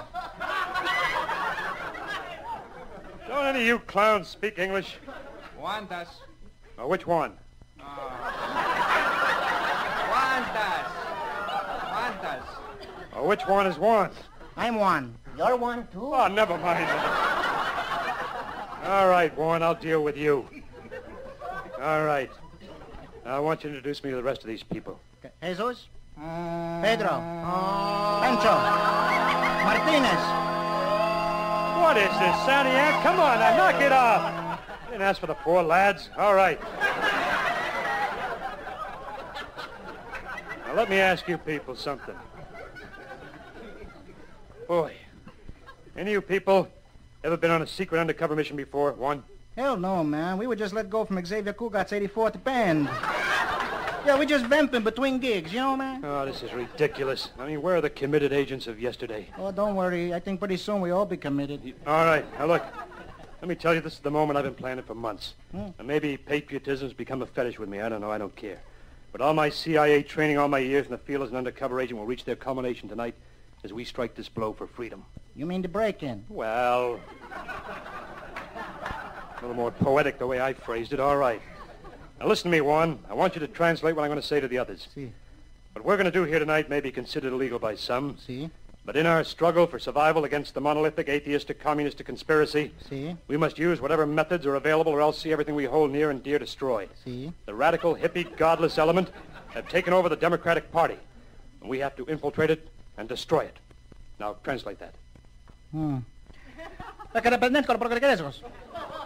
Que se quede el infinito sin estrellas y que Pérez Rancho se mentirá, pero el negro de tus ojos que no muere y que el que en él de tu piel se quede igual. What did they say? They said they want the bread up front, man.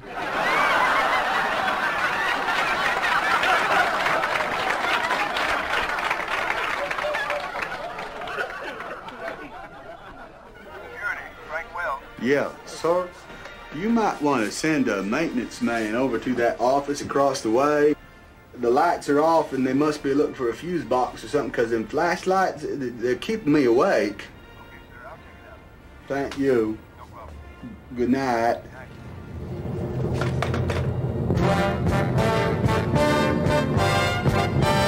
In the summer of '72, Frank Wills, a black security guard, discovered 7 burglars inside Watergate. Frank, what did you tell them? Run, but you sure can't hide. The Watergate scandal is exposed by the press. Mr. Nixon meets with his top advisors. What's going on? Mr. Nixon, did you order the bugging at Watergate? No, not me. Henry Kissinger, do you believe Mr. Nixon? John Mitchell, what did the president tell you to do about Watergate? But how could you keep the conspirators quiet? Hey, speaking of money, whatever happened to Spiro Agnew? I'm out here fighting hungry. Mr. President, have you any statement regarding Watergate? How would you describe the Watergate incident? Mr. President, what were you doing at the time the incident took place? Drinking wine, drinking wine. And how do you feel about it now? Here I am, stuck in the middle. Mr. President, what will your position be from now on? No more, Mr. Nice Guy. No more, Mr. Clean. This is 1973. What will you be saying at election time in 1976? It's been 3 long years. Do you still want me? Still want me? Mr. D, did Mr. Nixon actually have first-hand knowledge of the cover-up? Yeah. Now that John Dean decides to Tell it like it is. Prosecutor Archibald Cox demands Nixon's secret White House tapes. Don't hold back now, give it here. Mr. Nixon, what are your thoughts now about your firing of Archibald Cox? I must have been crazy. Mr. Nixon, where are the missing tapes? Down by the river. With me now is John Snitchell. And Mr. Snitchell, who do you believe was responsible for Watergate? Cisco Kid. In a phone call, Mrs. Snitchell had this to say. He's the funkiest worm in the world. Here with me is John Bean. Sir, how do you think the president will wind up at the end of all this? Reeling in the years, stowing away the time. Congressman John Conyers, are you satisfied with the president's edited transcripts? No. Mr. Nixon, exactly what did you mean by expletive deleted? Hey, there's Trisha. Hey, Trish, what do you think about your father's language on the tapes?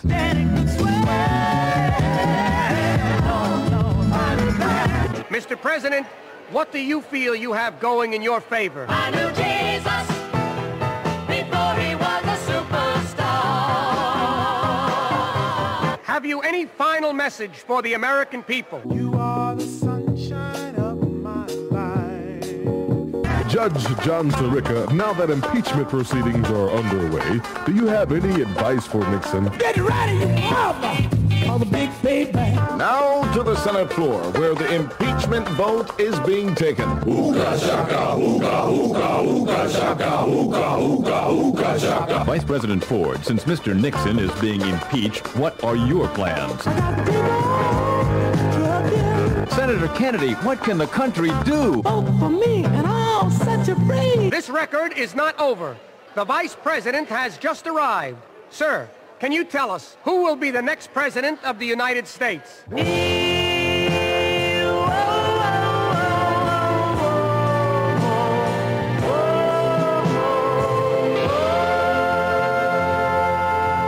Mr. Nixon, you've been impeached, and now you may be going to jail. Any final thoughts?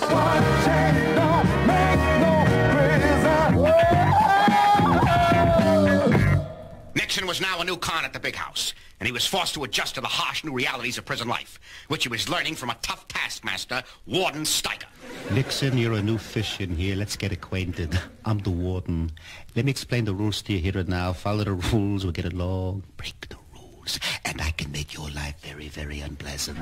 Now, this prison, the state pays your keep, and I am your keeper. Do I make myself perfectly clear? The state gives you 3 meals a day and 1 bath a week, and that includes a shave. I need more than 1 shave. I need so many shaves you wouldn't believe it. I believe it, I believe it. Look at your face. It looks like a dirty rag. Now, you're in prison now. The cushy days are over. Just forget about them. They're behind you.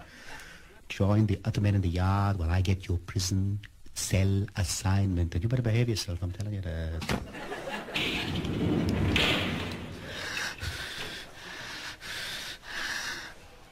My name is Jack Dutch Balance. You must be the new con. I'm in for burglary, grand theft, and stuffing an old lady in a mailbox.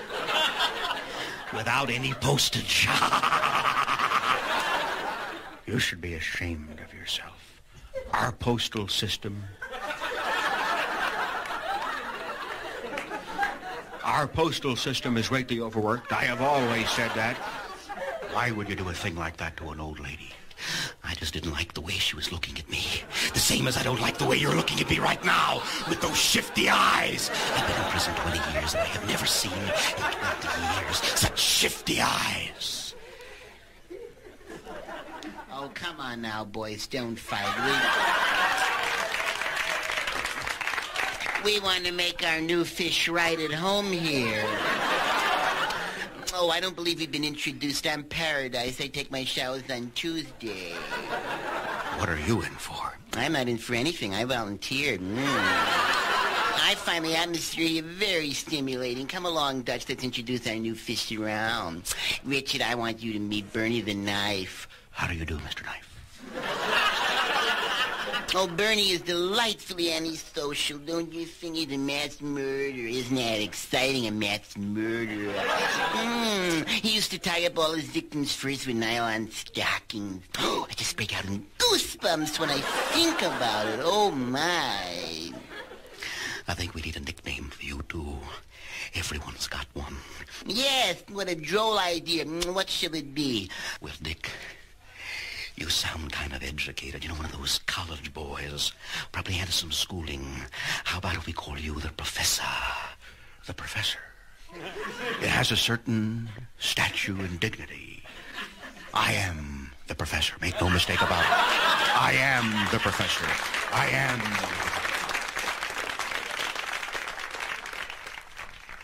Well, I guess my message got discarded because I'm just punching buttons. I don't really know what I'm doing. I somehow lucked out and got to leave a message on there. How I did it, I have no idea. Kind of interesting, though.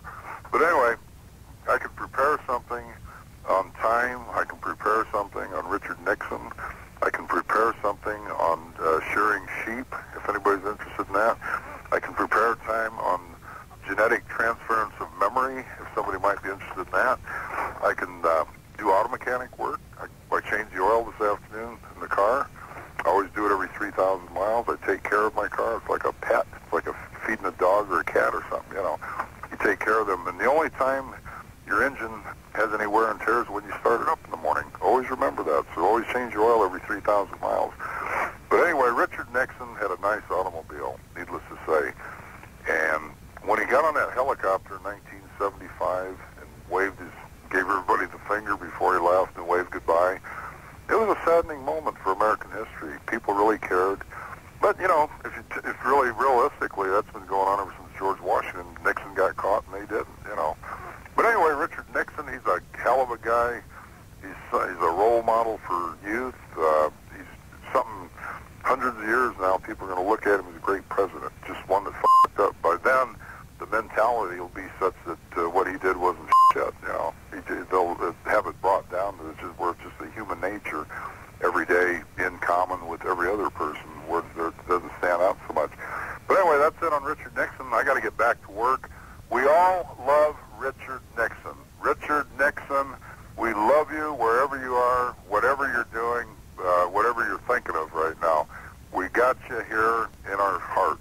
Take care, Richard. I want to hear Richard Nixon message. I want to hear Richard Nixon message. I want to hear Nixon message. I want to hear Richard Nixon message. Richard Nixon is my hero. Richard Nixon is my hero. I want to hear Richard Nixon message because he's artificially inseminating sheep and he's playing recordings of barking dogs. The sheep will not get pregnant that way. They'd be better off if they played a ballad of Little Bo Peep to make them productive. I want to hear Richard Nixon's message. End of message. I made a lot of money. I made $250,000 from a book and the serial rights, which many of you were good enough to purchase also. In the practice of law, and I'm not claiming I was worth it, but apparently former vice presidents or presidents are worth a great deal to law firms, and I did work pretty hard. But also in that period, I earned between $100,000 and $250,000 every year.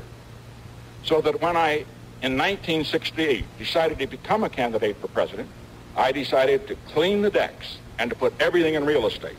I sold all my stock for $300,000. That's all I own.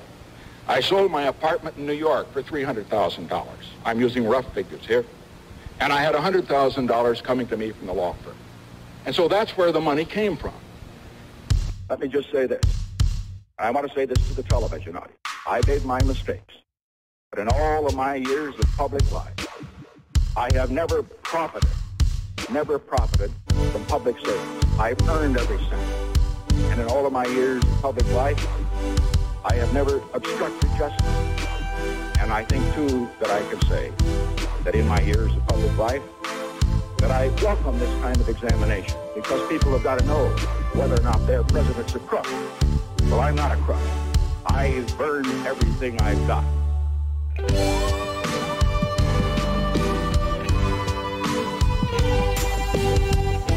You know what it was?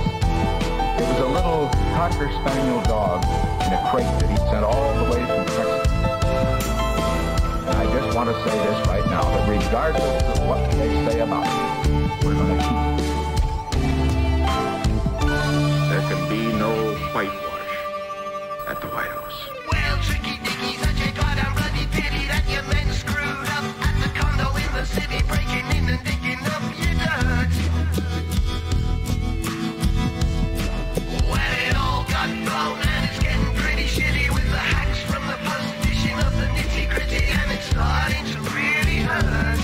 I had no prior knowledge of the Watergate break-in. You look such a liar with your pants on fire while you spin another story for the television. Why don't you know that we get your guy? He did approve, much earlier, a program of wiretapping and even burglary. You look so funny how you think you're on the money till somebody catches you with your finger in the honey. Bottom line is you're all the same. Anybody who stands up when it's tough is bound to be controversial.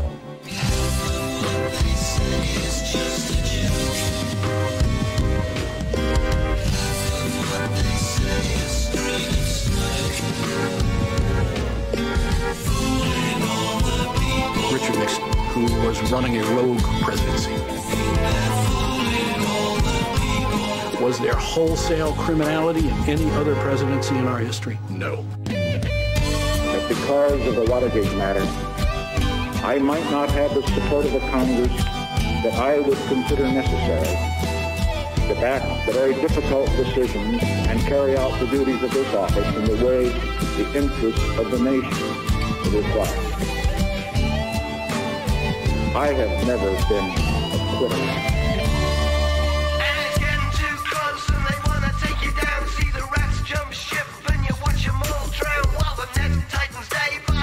I began by telling the president that there was a cancer growing on the presidency. And they took all the tapes with the juicy bits missing. And no matter what you do, seems like no one gonna listen. And you're running out of things to say. But I found that in this instance, it was a little Sony that they had. Now they go and throw you out of your office in disgrace. And as you wave bye-bye, we see it written on your face. You get the lesson that you've been taught.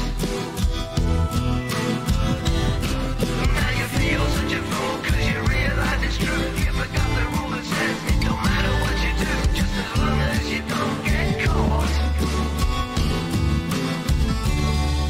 You can fool all of the people some of the time. You can fool some of the people all of the time. Therefore, I shall resign the presidency effective at noon tomorrow.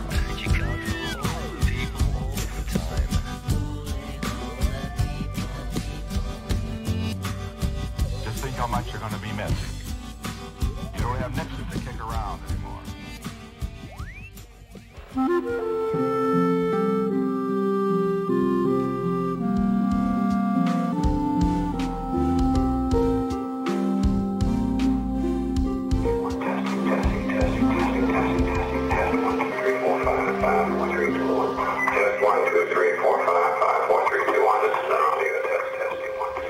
I remember the headlines. Nixon bugged himself. Taping was done for the purpose of having it for the historical record. It was voice activated. Everything was taped, which of course was probably stupid. Just arriving is the First Lady. Good evening, Mrs. Nixon. Good evening, Frank. And I would like to welcome you and all the many millions of Americans watching at home to the White House. Thank you, Mrs. Nixon. And let me say how grateful we are for this wonderful opportunity to see the inside of this truly historic mansion.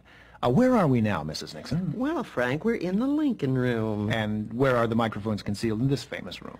Well, Frank, there's one cunningly hidden in the frame of this beautiful portrait of President Lincoln by the talented artist Thomas Merriwell. It's an omnidirectional microphone, and it can pick up any conversation in the room, even a whisper. Is that the only recording device in the Lincoln Room, Mrs. Nixon? No, Frank. There's also a smaller microphone concealed behind this handsome bronze bust of Abraham Lincoln by the noted sculptor Carl Gustav Grutelli. And there's a separate tape recorder in that handsome mahogany roll-top desk where, you'll be interested to know, President Lincoln signed the famous Emancipation Proclamation that freed the slaves. Well, there certainly is history everywhere you look in this remarkable building, isn't there, Mrs. Nixon? Yes, and microphones too, Frank. There's another one under the seat of this lovely Duncan Fife settee, where Mrs. Lincoln used to sit to serve tea on formal occasions. It's too bad there weren't tape recorders in those days, isn't it? Think of the many historic moments that must have taken place in just this one room of the White House. If these old walls could talk. Actually, Frank, they can. There are a pair of miniature speakers mounted in those charming Queen Anne sconces on either side of the mantelpiece, so the president can listen in to what's going on in the many other rooms in the White House when he is in here. Well, that's quite something, Mrs. Nixon. We were obsessed with secrecy. I was almost a basket case with regard to secrecy. We have to recognize that this was wartime. That we were trying to prevent a communist takeover of South Vietnam. I wasn't thinking that much about the tape system that we had. My main concern was ending that war. There has been a new release of White House audio tapes and documents just out tonight from the Nixon Library in California. Say what you will about him, Richard Nixon is one of the most fascinating figures in American history. Just when we think we know everything there is to know about him, we find out something else. The recordings Richard Nixon intended for his own use continue to tell history, his uncensored story. The problem is that historians are going to grab an hour of tape when these tapes come out. And if you listen to a snippet of tape, you're going to form an impression of this man that's going to be wrong. So sometime, hopefully, there will be a historian or a committee of historians who will listen to all the tapes and go into all the archives and then come out and say Richard Nixon was the strangest collection the strangest paradoxical combination of any man I ever heard of. And they'll be right.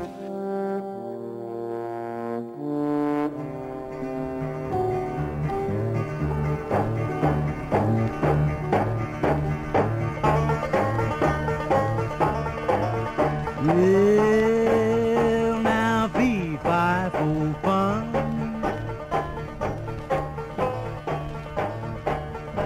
Things sure smell strange in Washington.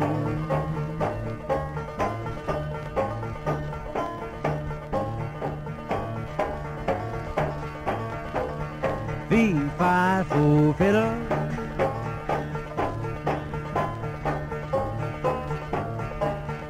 Wish I knew the answer to the riddle of the Watergate bug. Yeah, the Watergate bug.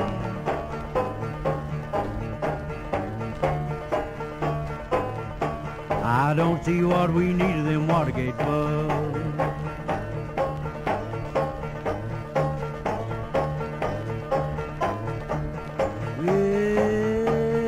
Well, now ain't there many, many more.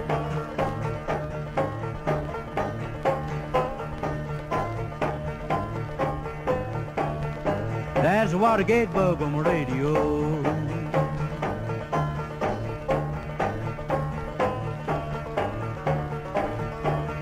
Ain't there many, many me.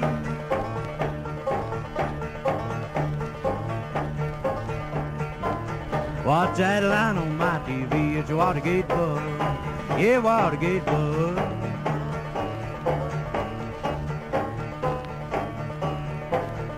They're sneaky looking things in Watergate bugs.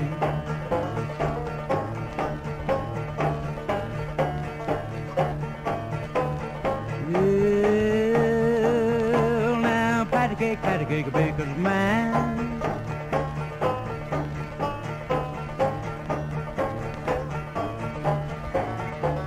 Catch 'em all salmon, put 'em in a can.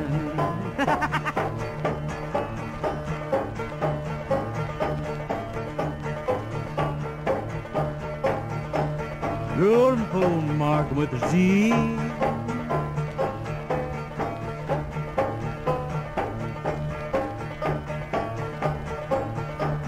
Maybe that man from Tennessee left to get them bugs, them Watergate bugs. Somehow we gotta get rid of them Watergate bugs.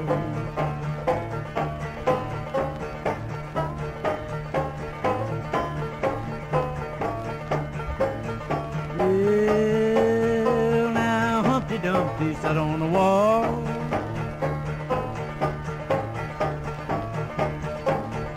Mr. Agony one had the big fall.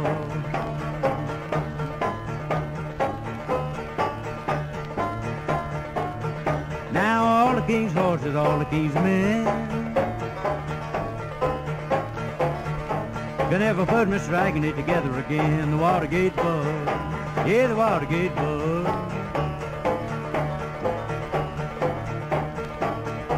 They fixed it a little red wagon in Watergate bug.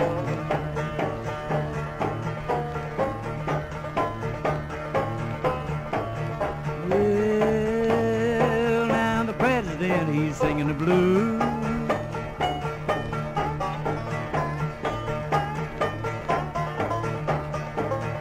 Blames all his problems on the news.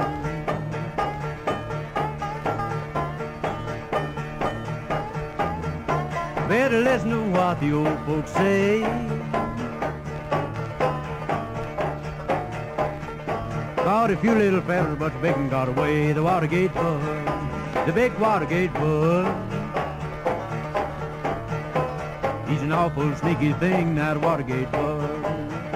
He's an awful tricky thing, that Watergate bug.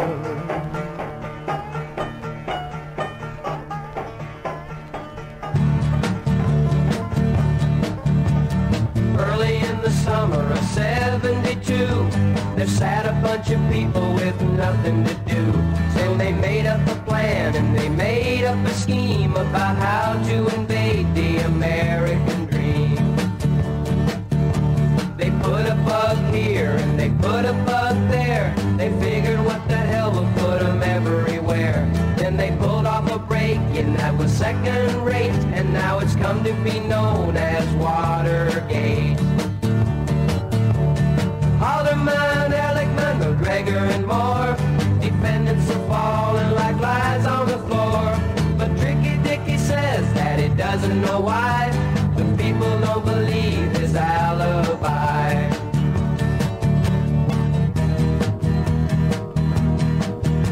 They had a tape recorder for the words that were said, but every now and then the damn thing would go dead. You'll never tie me in with those dirty tricks, and I ain't gonna leave until 76.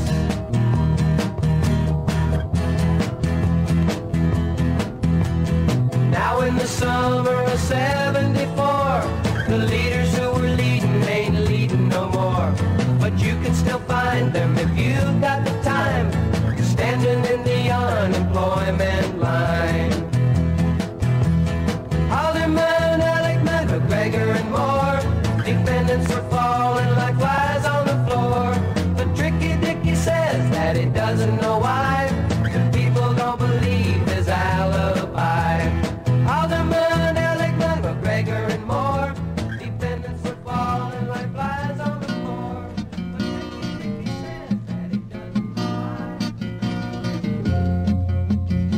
Dicky says that he doesn't know Watergate ain't no cost to pay, standing in the middle of perfection. Do what you're told, man, and don't be bold, man. Stay in the middle of perfection. Love it or leave it, you better believe it. You're rocking in the middle of perfection. I say a bit that maybe, don't mean maybe, grooving in the middle of perfection. You know the CIA, they're on it every day, working on national security. I say the FBI, you know that they don't lie, checking on everybody's purity. And Watergate ain't no cause to hate, rolling in the middle of perfection. Tricky Dicky make things a little sticky, but still in the middle of perfection. He made it perfectly clear, you know he's so sincere, hanging in the middle of perfection. Make no mistake, it ain't no cause to hate, sinking in the middle of perfection.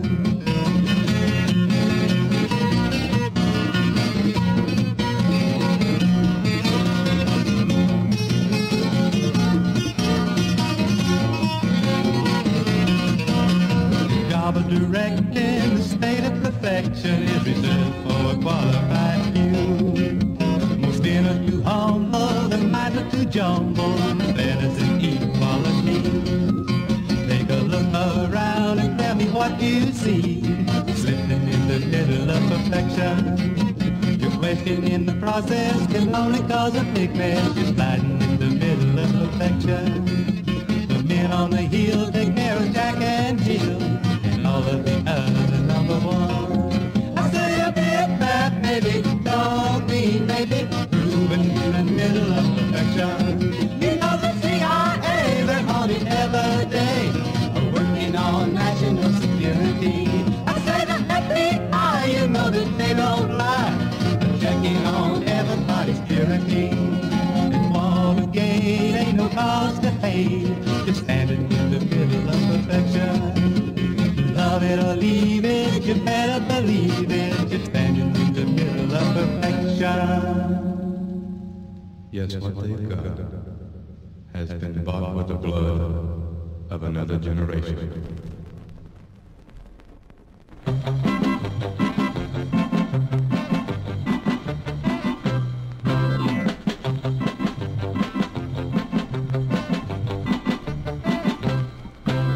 Yay, yay, Watergate, there's a name that's made a lot of fame. Yay, yay, Watergate, there's something evil about that funny name.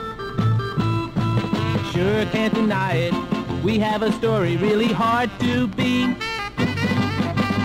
Yay, yay, Watergate, it's bugged. Now it is famous, its name is something all the people know. Just say Watergate, those politicians really made a show. I can't believe it. This country's leaders could have sunk so low. Yay, yay, Watergate, it's bugged. I know that it's true. It started all this trouble so's to keep our country free. And I know it's true. The federal jailhouse is the place they ought to be. Whoa, Watergate hearings. There's John and Jeb and Mr. Mitchell, too. Wait just a minute. Dear Mr. Nixon, we are proud of you. We will be loyal. We dedicate our minds and souls to you. Yay, yay, Watergate, it's bugged.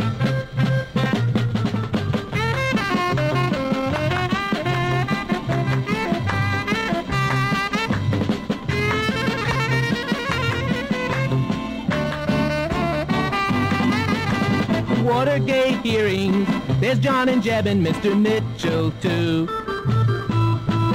Wait just a minute. Dear Mr. Nixon, we are proud of you.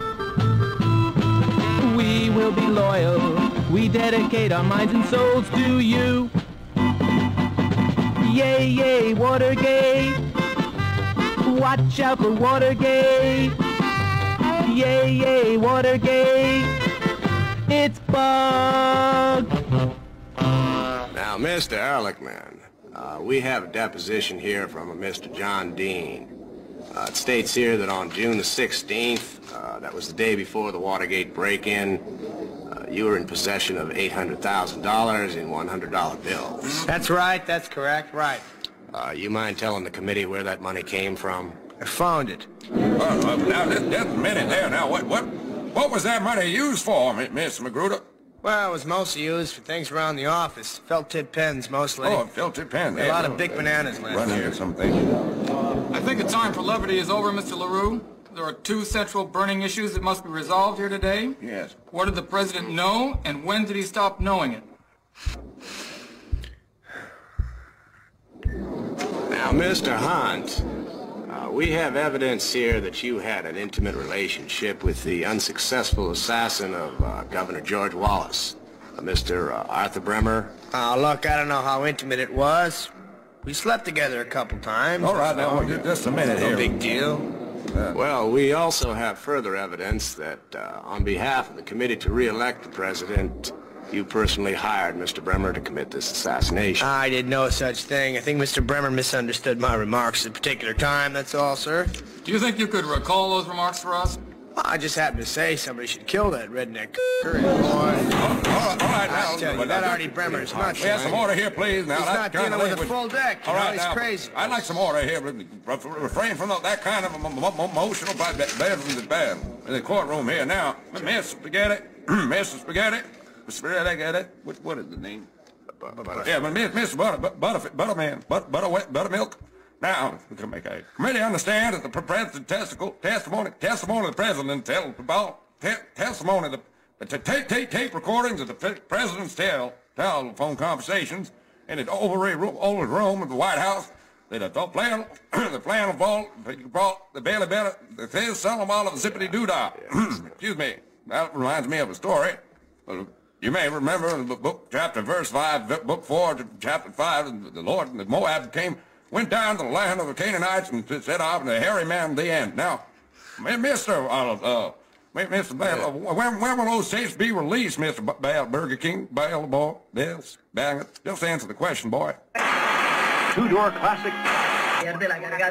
This was the year that the officials were elected and appointed their appointees, and 9 months into the year became massively retarded.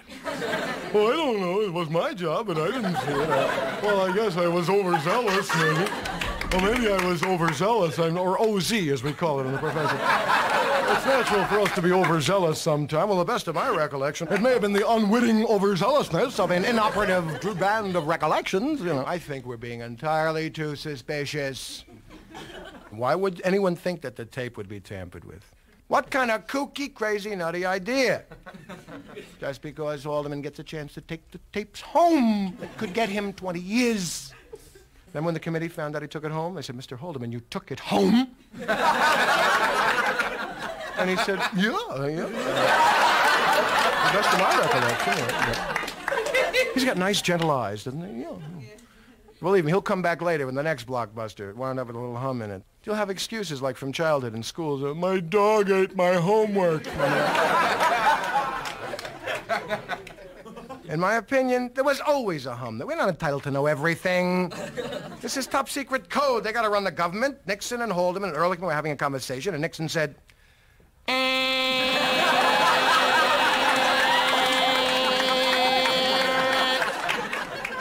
and Haldeman went,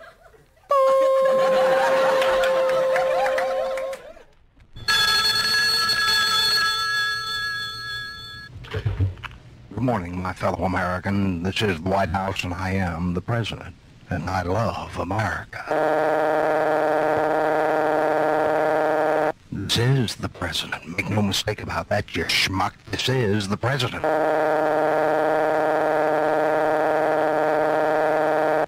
Oh, what you, John, in the case, I hate America. What's that? Now let me say this about that. And there's no need to worry about any water. Hey, get out of it. Oh, you wouldn't believe how out there. What's that you say? Well, first of all, let me say this about that, John.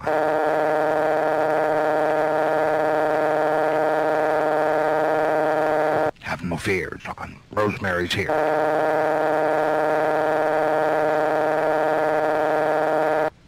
You wouldn't believe I've got to get out of this mess. It means trouble. So much trouble you wouldn't believe how much trouble that I'll have to call Sparrow and see what he has to say about it, John. and Ehrlichman, and Rosemary Woods was typing the whole thing down as quickly as she could. Quite an acrobat, Rosemary Woods. Well, Your Honor, the phone rang as usual, and suddenly my hand went up here, my foot went here, my nose went there. I think my teeth did it. I think my... Well, I know it is 10 feet spread, Your Honor. I am from a circus family. I don't know if this is generally known. Yes, sir. We were a circus... The Flying Woods. On Introduction to the Performing Arts. To New York.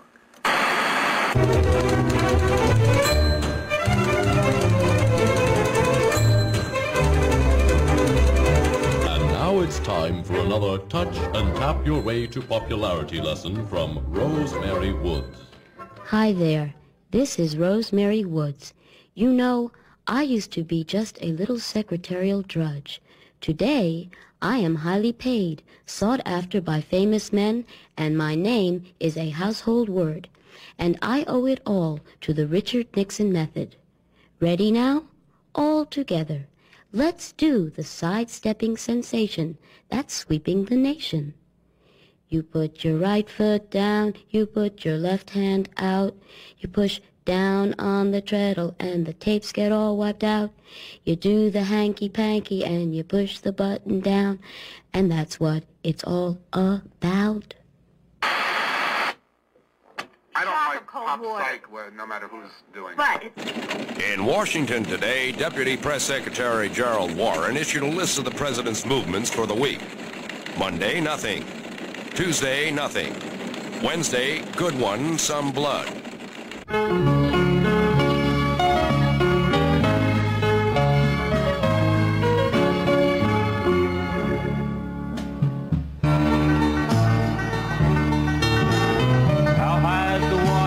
Richard, our meat and groceries still rising.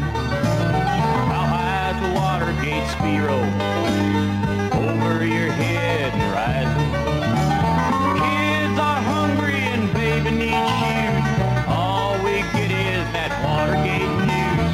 How high is the water? How high is the Watergate now? Rising. How high is the Watergate, Martha? Are your phones busy and ringing? How high is the Watergate, John? Is your Martha Martha still singing? Did she call up the UPI? Did she inform on the FBI? How high's the water? How high's the Watergate now? Rising. How high's the Watergate, mister? Over our fields and rising. How high's the Watergate, ma'am? Up to our roads and climbing. Well, whatever happened to the honest man? I thought he worked for old Uncle Sam. How high's the water? How high's the Watergate now? Well, come on, Martha, don't leave us alone. Get on it, honey, now get on the phone. Will it cover that sacred gate? Will it flood out Key Biscayne? How high's the water? How high's the Watergate now? Rising. How high's the Watergate, Hubert? Can you see our children? How high's the Watergate, Teddy? Can you feel it rising? Well, goodbye, Jumbo and you fat cats. Hello, all you sweet Democrats. How high's the water? How high's the Watergate now? Rising. How high's the water? How high's the Watergate, Martha? How high's the water? How high's the Watergate now?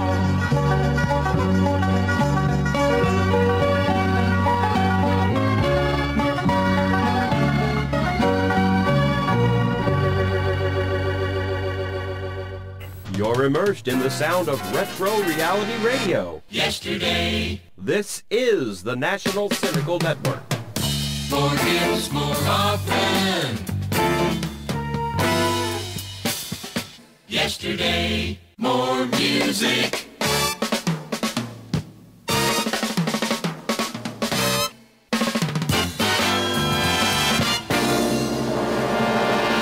This is the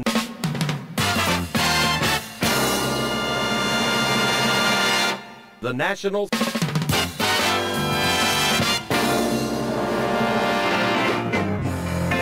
Cynical Network. I'll listen to my story.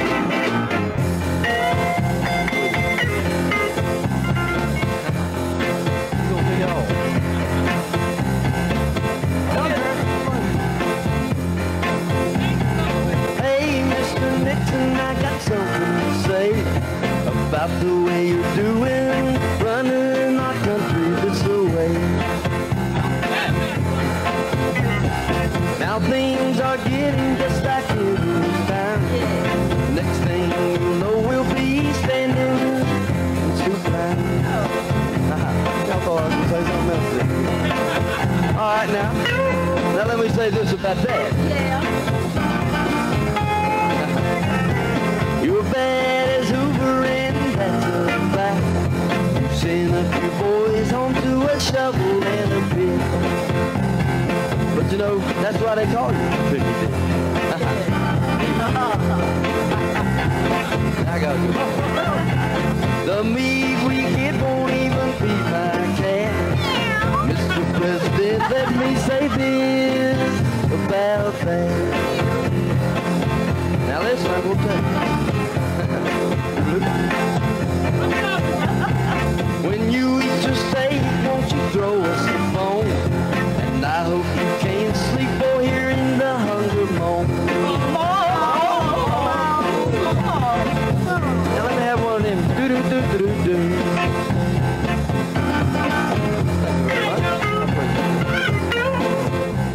No meat, no wheat. Now you're rationing our gas. At $1 a gallon, you know, we can really have a blast. Another one of those do-do-do.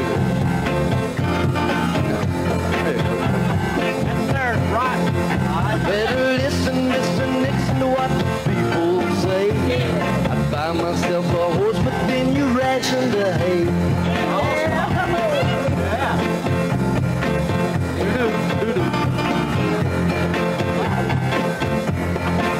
To be president, you know you just couldn't mixed up in the Watergate. Now, Mr. Nixon, let me say this about that. You might get fired, so I said this about that.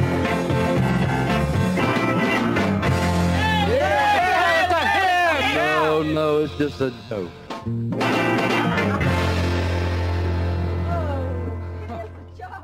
Rosemary Woods did say that she was at Camp David and she was transcribing these tapes. And President Nixon just came over the office to say hello and saw how hard she was working and began to, quote, play with the tape recorder for a few minutes. Now, he is known to be an amateur pianist, I know, but... Rosemary, look out the window. Hey, man, give me a little kick it, break it. What's that, Mr. President? Nothing. Rosemary, look at the snow out Camp David. It's gorgeous. Pull the plug out, rip the tape up. Come here, Rover, eat it. Oh, Mr. President, what happened to the tape? You know what I mean? These brilliant evasions. You know, Ehrlichman, when he was in front of those committees and stuff, he's this eager man with his mouth always moving and this frown of attentiveness. He has the bullshit ready before the question is through. In the middle of the question, yes, Senator, I know what you're asking. I knew you'd ask that. It's a good question. They asked him a question. Mr. Ehrlichman, did you ask your subordinate to throw that briefcase in the Potomac River? With the evidence, and he said, well, Senator, not necessarily the contents of the briefcase, but the briefcase itself. Briefcase itself? I tried to concoct a story one afternoon. How could that work? Why didn't you throw it in the river for? If you don't like it, you throw it away. Give it away. Hello, Bill. This is John Ehrlichman at the White House. Yeah, you know that scuffed, ugly lizard briefcase? The one with the broken strap. You even reckon. Nauseating, isn't it?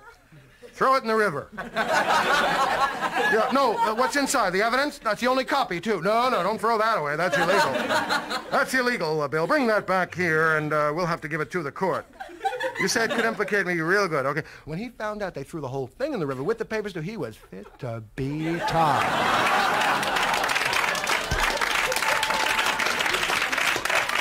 The man was inconsolable. He went, shoot. The man went, gum by darn. The man went, can't I ever get a simple order followed around? He was just so furious. The best of my recollection, Senator, recollection is a word I heard 3 times till last spring. Certainly it was a festival of recollection. The best of my recollection, Senator, his recollection and my recollection are just not the same recollection. Maurice Stans, the great cooperative witness, every answer was one syllable, even that he had to ask his lawyer.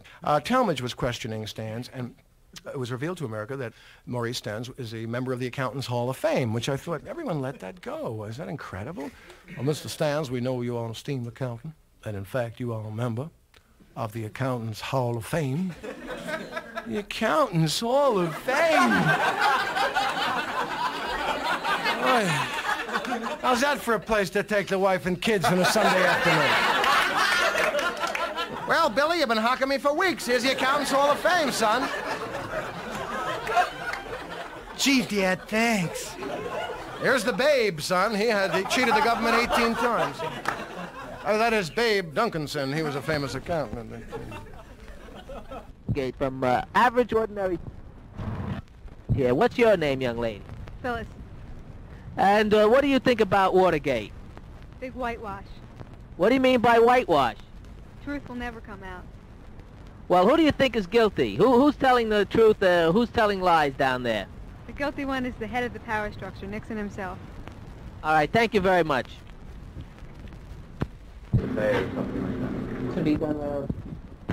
What is your name? Just talk into it. Julius Caesar. Julius Caesar. What do you do for a living? Pumping gas. Pumping gas. What do you think of the Watergate scandal? You have any opinions on it?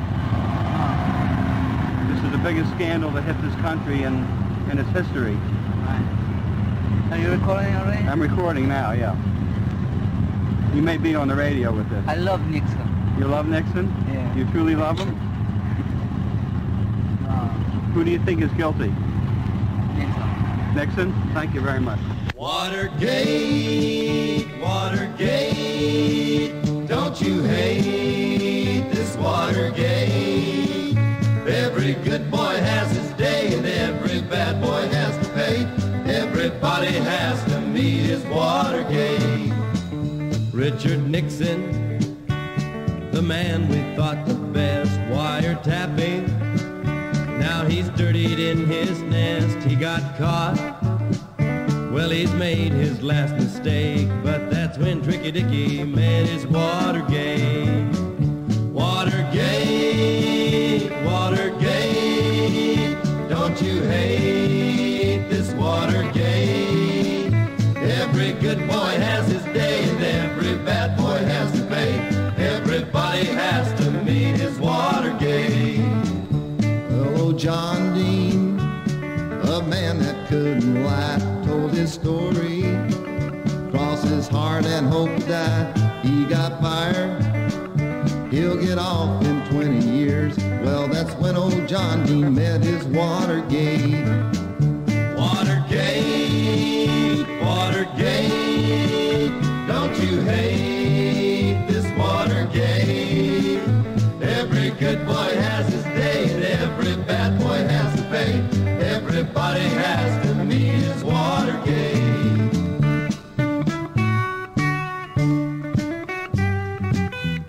Everybody has to meet his Watergate. Andrew Johnson, 100 years ago, an impeachment.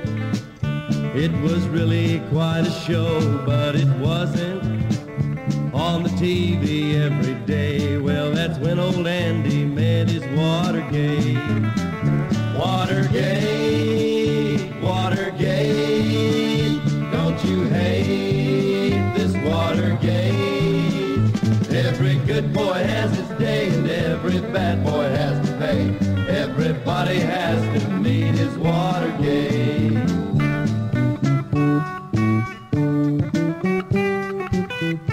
Everybody has to meet his Watergate. And in all of my years of public life, I have never obstructed justice.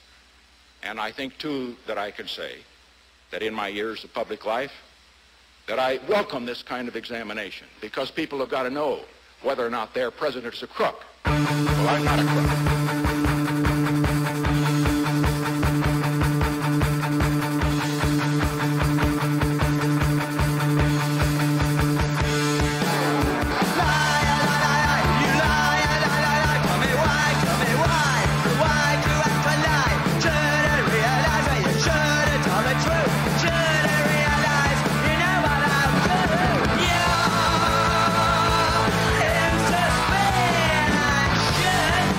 Yeah.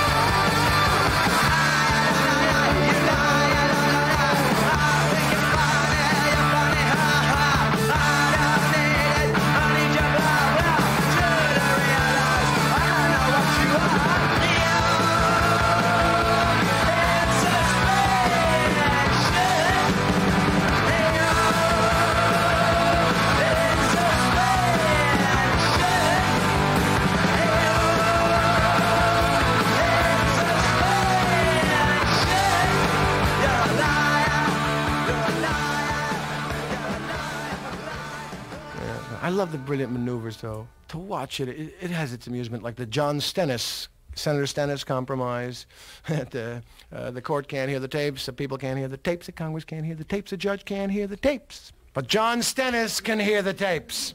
He's got the perfect credentials. He's a 73-year-old senator from Mississippi. Who's just spent 6 months in a hospital, a veritable Rip Van Winkle. Perfect man. He's gonna come out and listen to these tapes. He can't hear the dinner bell. His wife has to put it right next to his ear. John, dong, dong, dong. Coming, darling, you know. The black servants in his house do bits. It's in the stillness. You can't hear shit.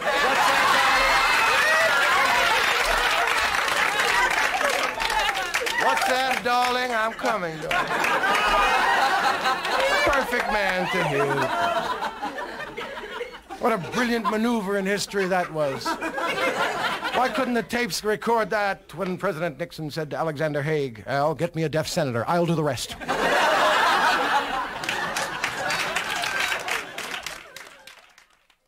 Good morning, ladies and gentlemen. John Cameron Swayback here, along with the gentlemen of the press, welcoming you to Face the Issues. As our guest this morning, we have the President of the United States in his first televised news conference after the election. The President is now entering the room.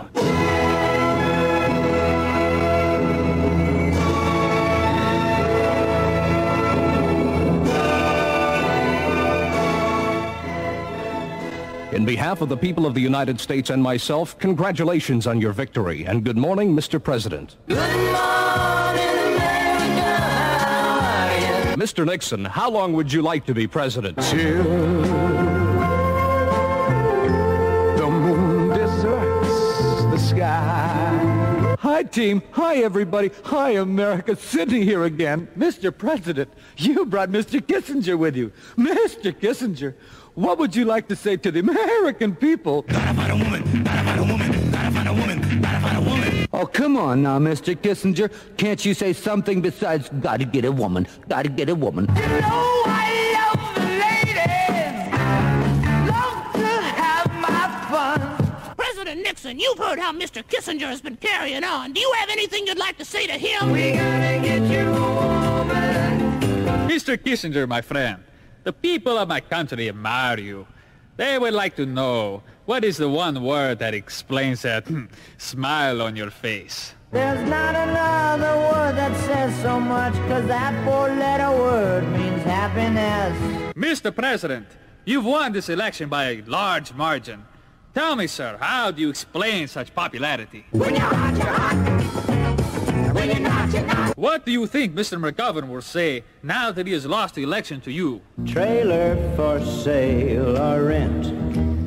Rooms to let 50 cents. President Nixon, when you got off the plane in China and came down the stairs, sir, and met with the Chinese delegates, all of them were laughing. What did you say to them, sir? My name is Sue. How do you do? President Nixon, if the Godfather said he wanted to help you, what would you say? Don't dare refuse him, because you know the price you pay. Mr. President, Miss Rhonda has just walked into our studio, sir. Is there something you'd like to ask her? Let me ask you to your face, do you think you love me? Miss Rhonda, honey, it's been rumored that you really like President Nixon. What do you like about him? Something in the way he moves. Well, Miss Rhonda, anytime you meet President Nixon, what does he do? He reaches out and he takes my hand and he squeezes it and says, Well, what do you say, Mr. President? What's new, pussycat? Whoa, whoa, whoa! What's new, pussycat? President Nixon, let me ask you this time. How long would you like to be president? Till all the seas run dry. Miss Rhonda, getting back to you. What do you do when you go to Hanoi? Preach a little gospel. Sell a couple bottles of Dr. Good. Well then tell me, Miss Rhonda. Let's not beat around the bush. What propaganda does Hanoi want you to spread to the American people? there is no such thing as Dr. Seuss. Disneyland and Mother Goose. Miss Rhonda, I can see through you, sweetie. I know you don't like our president. So answer just one question honestly. When do you think you will start liking him?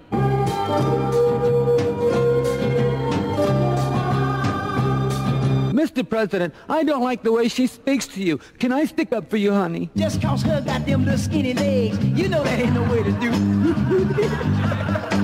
Oh, your brown eyes are so sparkly when you're angry. Now tell me, sir, if Jane Rhonda were to leave this country this moment today, what would you think, sir? This is my beautiful day. President Nixon, tell me just one more time, honey, how long would you like to be the president? Till the tropic sun grows cold. President Nixon, sweetie, is there anything else you'd like to say to Miss Rhonda? I had a hammer in the morning. Ladies and gentlemen, there you have it, the president's speech on Watergate.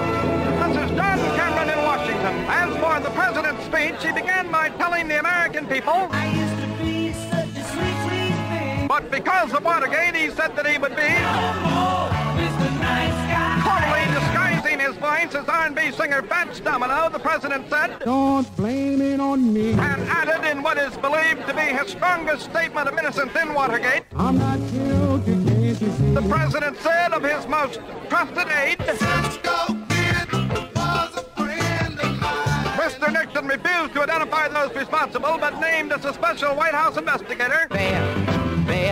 Leroy Brown. He described his former White House counsel, a man who threatened to implicate the Oval Office itself in Watergate, as the funkiest worm in the world. We'll continue our recap in a moment, but first we switch to Walter Crankcase standing outside the White House. Oh, yeah, John, I'm talking with the man that started all, the security guard that caught the Watergate burglars inside Democratic headquarters. Officer, what'd you say to him when you found him in there? I got you. You thought I didn't see you now, didn't you? You tried to sneak by me now, didn't you? Oh, well, far out. Well, how'd they look to you? Back to you, Cameron, you ninny. Thank you, Crankcase. We now go to David Binkley in New York. Thank you, John. We have the president's former White House counsel. Sir, what do you intend to do when you testify? Sing a song. Thank you, John. We're speaking to former Attorney General Richard Kleindienst, H.R. Holloman, and Don Ehrlichman. Gentlemen, why did you all resign at the same time, and tell us, why are you all still here in Washington? Because neither one of us wants to be the first to say goodbye. Well, what do you intend to do now? What will you be doing till the case blows over? Black and white, black and white. What do you, David?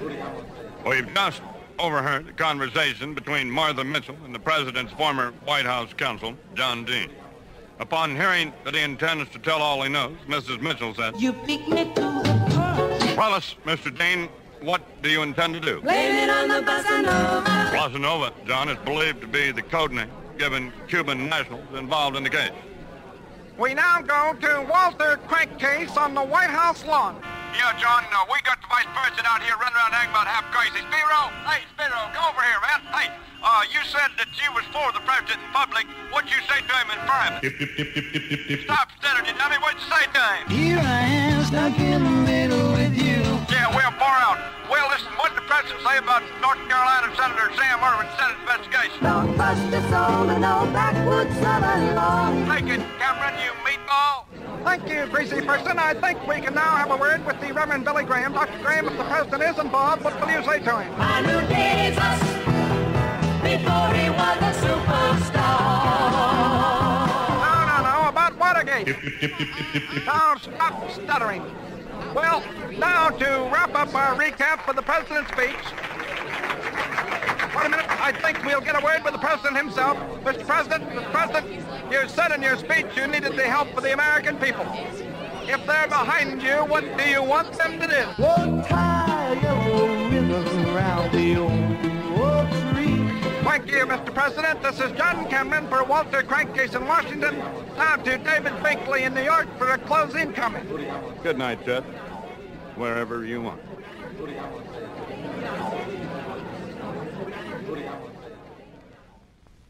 Slowly Hello, dying you're in on the the desert. air. My fellow Americans, Another president. I just wanted to... Okay, wait a minute. He comes to us with a heavy song heart. on again. Yes, please put on that song. It was very inspirational. Yes, and money. I just wanted to say that I Speed up hope... here. We're getting kind of close to the end of the show, so I want to speed up the song here. End of the show already? You didn't speed up the song for on. Oh, too late, too late, too late. Everybody's always trying to do something The with older my the president, sometimes the faster the song. It's just some kind of American rule. I'm confused. Well, I just wanted to say that I agree with everything that our just said. But I wanted to add one thing. What's that, Mr. RN? I wanted to... That's right. Call me Tricky Dick. Oh, just let me say this about that. I just When wanted you to have say to erase that... this tape, you know, of the show. I'm sure glad that I'm not you. But you sound just like me. What's going on there? Now there are 8 of them. What do you have one of my tapes? How many of these RNs can we do? Registered And just Nixon. let me tell you, that Ronald Reagan... This is registered Nixon number 1076. I just wanted to say to the people listening that if you're going to make tapes, be sure to make duplicates and to hide them very carefully. Thank you very much. And Why didn't you just take all the tapes and make a big hole in the south lawn and burn them? well, it is RN. A lawsuit. I don't know. And That's a so good the idea. president receives great applause for his That's not Haldeman. ambivalence. Get Haldeman. So I told G. Gordon to take care of it, and he... I know next we're thing going to know, have he's to in prison. throw John Mitchell to the wolves, and I'm sorry about that. I really am. But that wife of his is responsible. All right, well... And I can tell you for sure, there are a lot of people in this city who will be glad to see that big mouth zipped shut. Well, you have yourselves a good day. And Maurice Stas will take care of that. Goodbye. Cubans, and you know that other mentions of those wonderful names from so long ago. but it would be wrong. And don't forget, I opened up China. Thank you. Thank you very much. Oh, look at that. That sucker opened up China like a can of worms. We need Nixon, let's vote back Nixon, let's help him finish up the job. People know him, so let's all show him, we're sure that he's the best man for the job. We need Nixon, let's stay with Nixon, he's the leader we can trust. Our man is Nixon, he's right on fixin' a better world for all of us. Okay, now we're ready for another interview, and here comes a very pleasant-looking woman. I'd like to have your first name, please. Geraldine. And where do you live, ma'am? Yonkers. Have you been following the Watergate proceedings on television? Sometimes. Well, what do you think is going on? What's going on? Watergate, there's always been a Watergate. Well, what do you mean by that? Before, it wasn't called Watergate, but this sort of a thing has been going on for years and years. In other Always was and always shall be a Watergate. In other words, you feel that government is corrupt? Of course. That all of our leaders are up to no good? Not all. What do you think about President Nixon? You want my honest opinion? I certainly do. He's just as bad as all the rest. That's it. What do you think will be the result of the Watergate proceedings? Nothing. Nothing? Nothing. Nothing will come out of this. You don't think some good will come out of this? No good will ever come out of this. It's always been like this and always will be like this. We had corruption from years and years back. And there will always be corruption. Did you vote for President Nixon in the last election? Now, that I can't answer. Did you vote at all? Yes, I did. Would you vote for President Nixon again if you had the chance? The next one will be just another President Nixon, let's face it. Thank you very much for your time.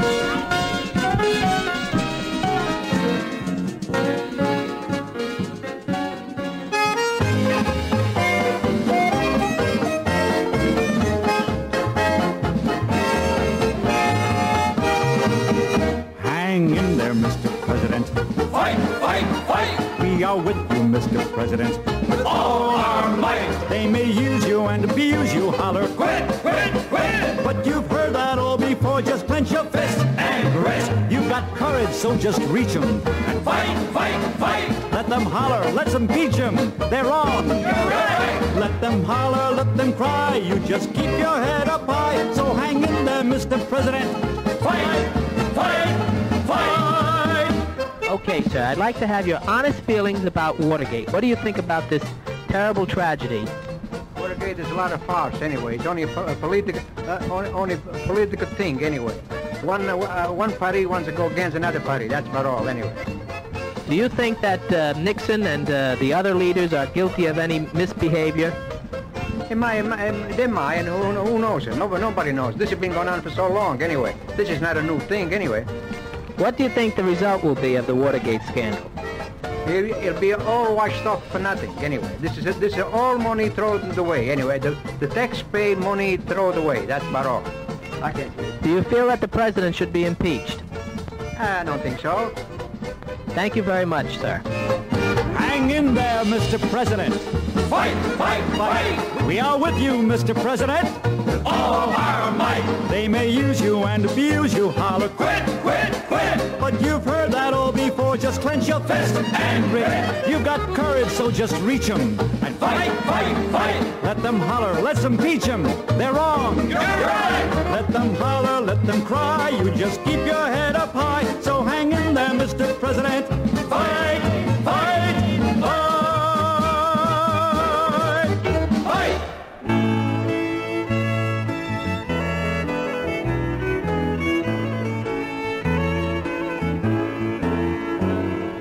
Thank you, Mr. President, for all the things you do.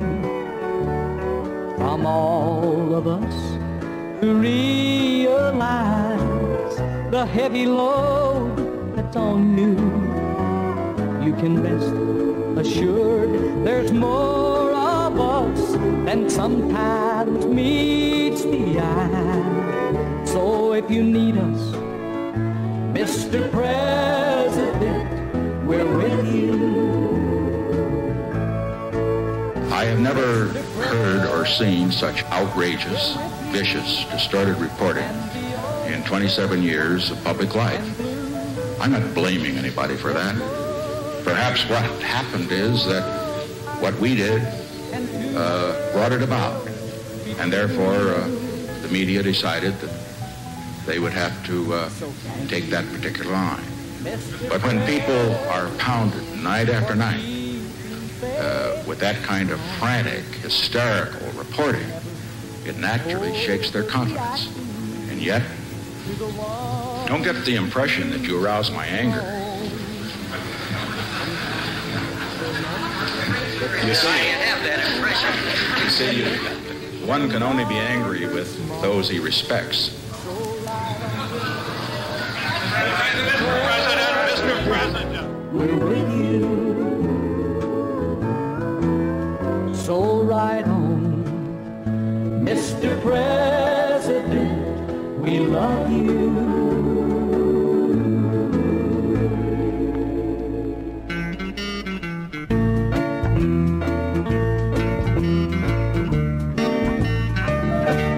I heard of inflation.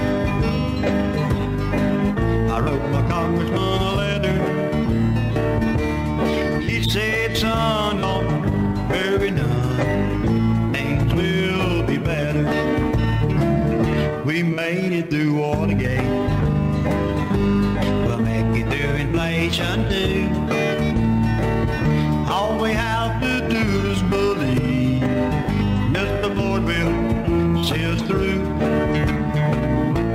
A miracle with the prayer motivates men.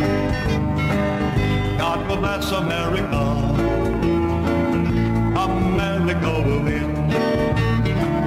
I was tired of inflation. I wrote to him again. He said it's true what I told you. America will win. We made it through Watergate. We'll make it through inflation too. All we have to do is believe Mr. Ford will see us through. A miracle with the prayer motivates me. God will bless America. America will win.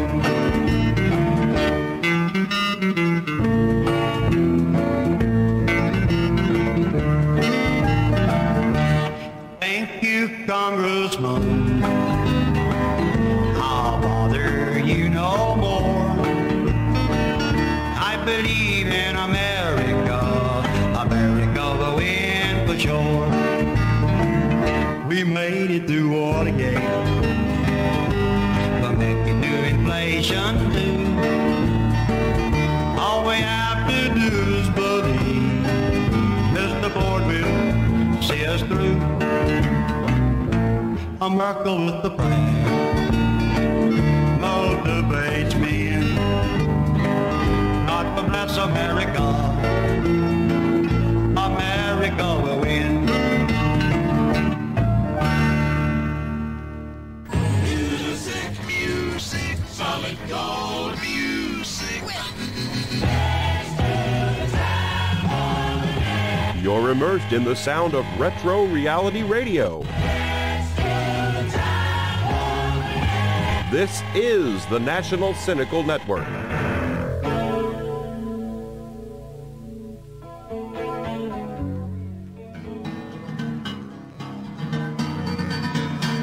Here's to the state of Richard Nixon.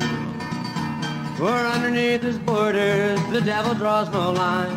If you drag his muddy rivers, nameless bodies you will find. And the fat trees of the forest have hid 1,000 crimes. And the calendar's lying when it reads the present time. Oh, here's to the land you've torn out the heart of. Richard Nixon, find yourself another country to be part of. And here's to the schools of Richard Nixon, where they're teaching all the children that they don't have to care. All the rudiments of hatred are present everywhere, and every single classroom is a factory of despair. Oh, there's nobody learning such a foreign word as fair. Oh, here's to the land you've torn out the heart of. Richard Nixon, find yourself another country to be part of.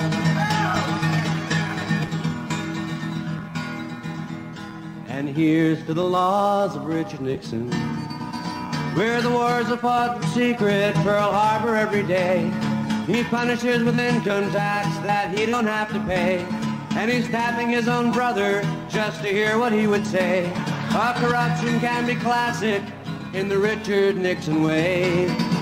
Oh, here's to the land you've torn out the heart of. Richard Nixon, find yourself another country to be part of. And here's to the churches of Richard Nixon and Billy Graham, where the cross was made of silver, now is caked with rust, and the Sunday morning sermons pander to their lust. All the fallen face of Jesus is choking in the dust, and heaven only knows in which God they can trust. Oh, here's to the land you've torn out the heart of. Richard Nixon, find yourself another country to be part of. And here's to the government of Richard Nixon. In the swamp of their bureaucracy, they're always bogging down, and criminals are posing as advisors to the crown. And they hope that no one sees the sights and no one hears the sound. And the speeches of the president are the ravings of a clown. Oh, here's to the land you've torn out the heart of. Richard Nixon, find yourself another country to be part of.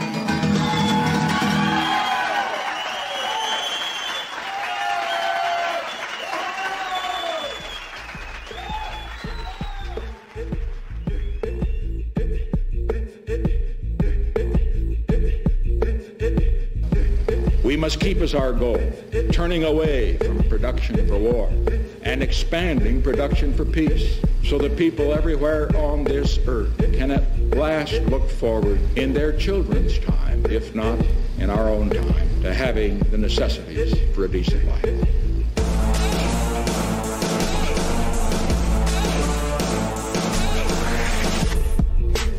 Here in America, we are fortunate. Most of our people have not only the blessings of liberty, but also the means to live full and good, and by the world's standards, even abundant lives. We must press on, however, toward a goal not only of more and better jobs, but of full opportunity for every American.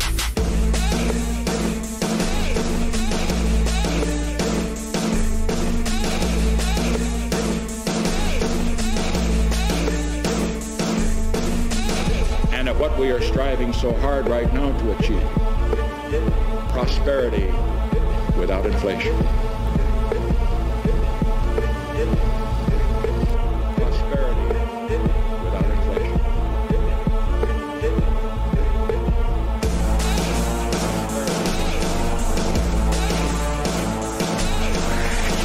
Fought for what I believe in. I have tried, to the best of my ability, to discharge those duties and meet those responsibilities that were entrusted to me.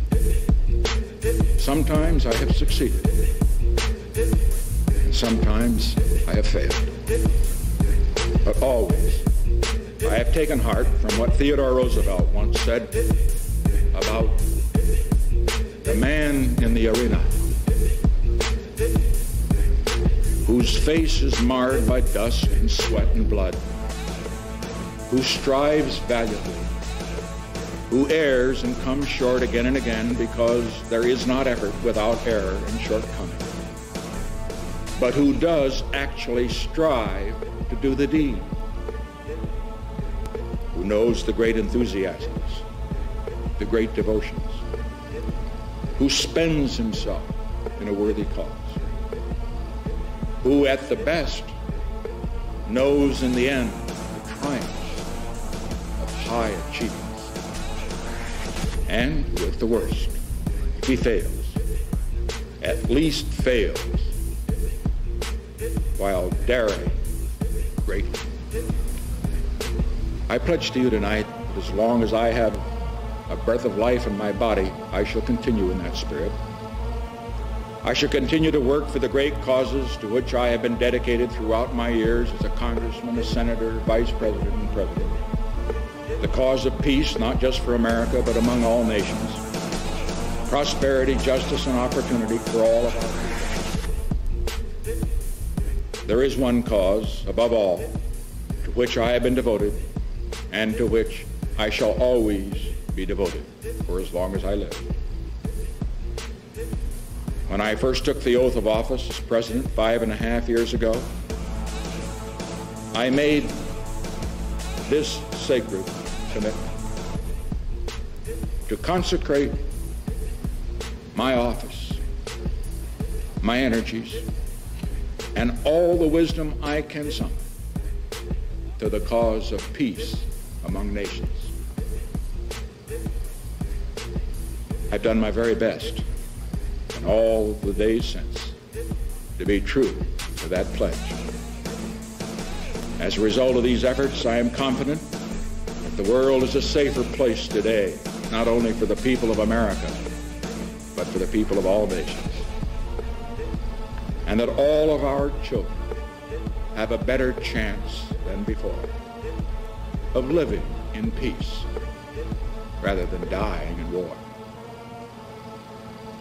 This, more than anything, is what I hoped to achieve when I sought the presidency. Just think how much you're going to be missing. This, more than anything, is what I hope will be my legacy to you, to our country, as I leave the presidency.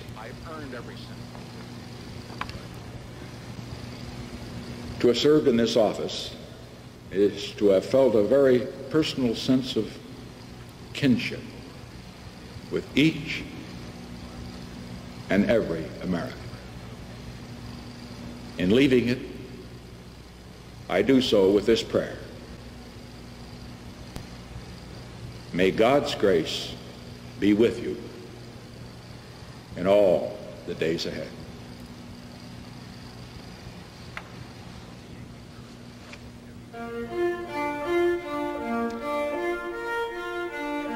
The Nixon administration said today that it has no intention of permitting a communist military victory in South Vietnam, that the intensified American bombing of North Vietnam is an expression of that determination. Mr. Haldeman, sir? I don't know whether you got any report, but the strikes yesterday were exceptionally effective. Exceptionally effective. The Pentagon's really jumping up and down. They say it's the best they've ever had in the war. They did it visually, and they just knocked the hell out of stuff. It is said the new bombing of North Vietnam is only temporary, and the policy still is gradually to end the war. Nobody says when, and nobody gives any persuasive reasons why it didn't end long ago. I know everybody wants to end the war. I don't need to hear that, you know. And we are ending it. Christ, I know what they think. I don't need to be told. It is hard to remember the time when the American people tended to believe what their government said. The following statement is being issued at this moment in Washington and Hanoi. At 12:30 Paris time today, January 23, 1973, the agreement on ending the war and restoring peace in Vietnam was initialed by Dr. Henry Kissinger on behalf of the United States and Special Advisor Lee Duc-Tho on behalf of the Democratic Republic of Vietnam. The agreement will be formally signed by the parties participating in the Paris Conference on Vietnam on January 27, 1973 at the International Conference Center in Paris. The ceasefire will take effect at 2400 Greenwich Mean Time, January 27, 1973. The United States and the Democratic Republic of Vietnam express the hope that this agreement will ensure stable peace in Vietnam and contribute to the preservation of lasting peace in Indochina and Southeast Asia. I can assure you tonight, with confidence, that American involvement in this war is coming to an end. The day the South Vietnamese can take over their own defense is in sight. South Vietnam probably never been survived. But can we have a viable foreign policy if a year from now, 2 years from now, North Vietnam gobbles up South Vietnam? We can have a viable foreign policy if it looks as if it's the result of South Vietnamese economy. We've got to find some formula that holds the thing together a year or two. Afterwards, after the year, Mr. President, Vietnam will be a backwater. Now, you've been coming to me for psychotherapy for how long now? 2 to 3 months. No, 18 months. I would say that we're open on that question. I should point out, however, every day, forever. Well, that's all right. In 1966, 1967, 1968, no. For 6 months, for 4 years, or 12 months. Late February, 2 years ago, or 4 years ago, or 10 years ago. 1962, over the past 4 years. No matter. And you still think that you are President of the United States? That's a common disturbance. You were late again today. I suppose you just flew in from the Winter White House in South Vietnam.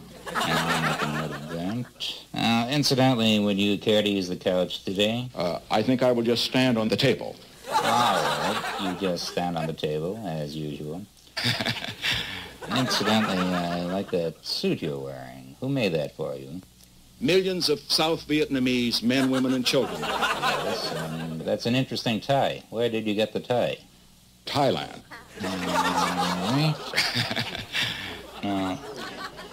You were telling me last time that you were holding talks with Napoleon. I'm going to meet with him for an extended visit tomorrow at Camp David, and I will be discussing a number of problems with him. We've never gotten into this before. Are you religiously inclined? Yes, very relevant. Believe in the Almighty. He has been regularly briefed on the telephone on 2 occasions, and he has.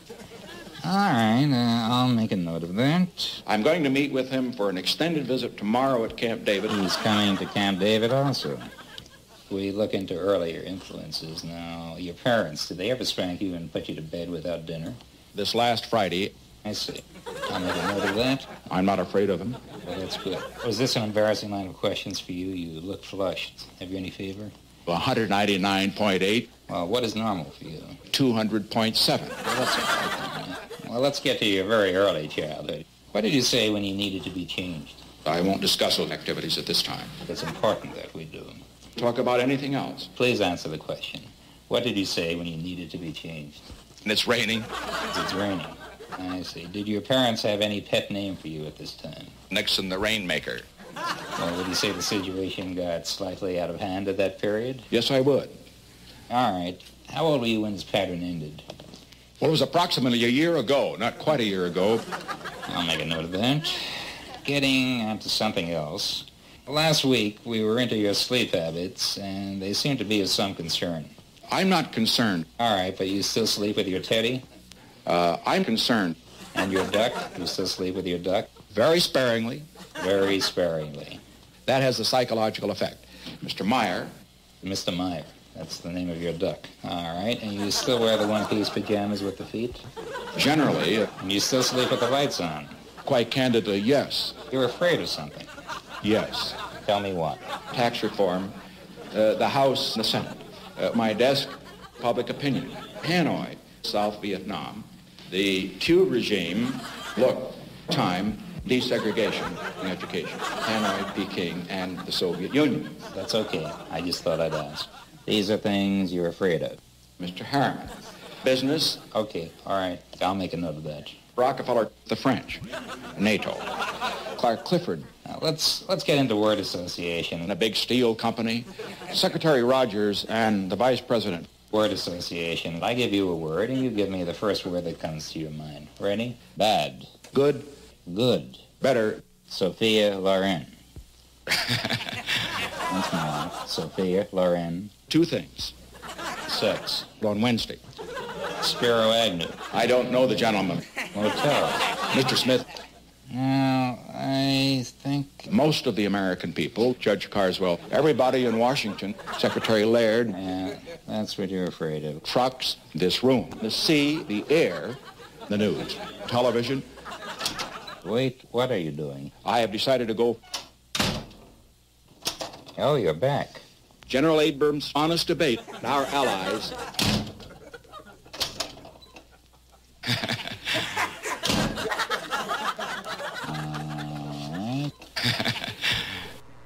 Yeah. But do you know who that is laughing?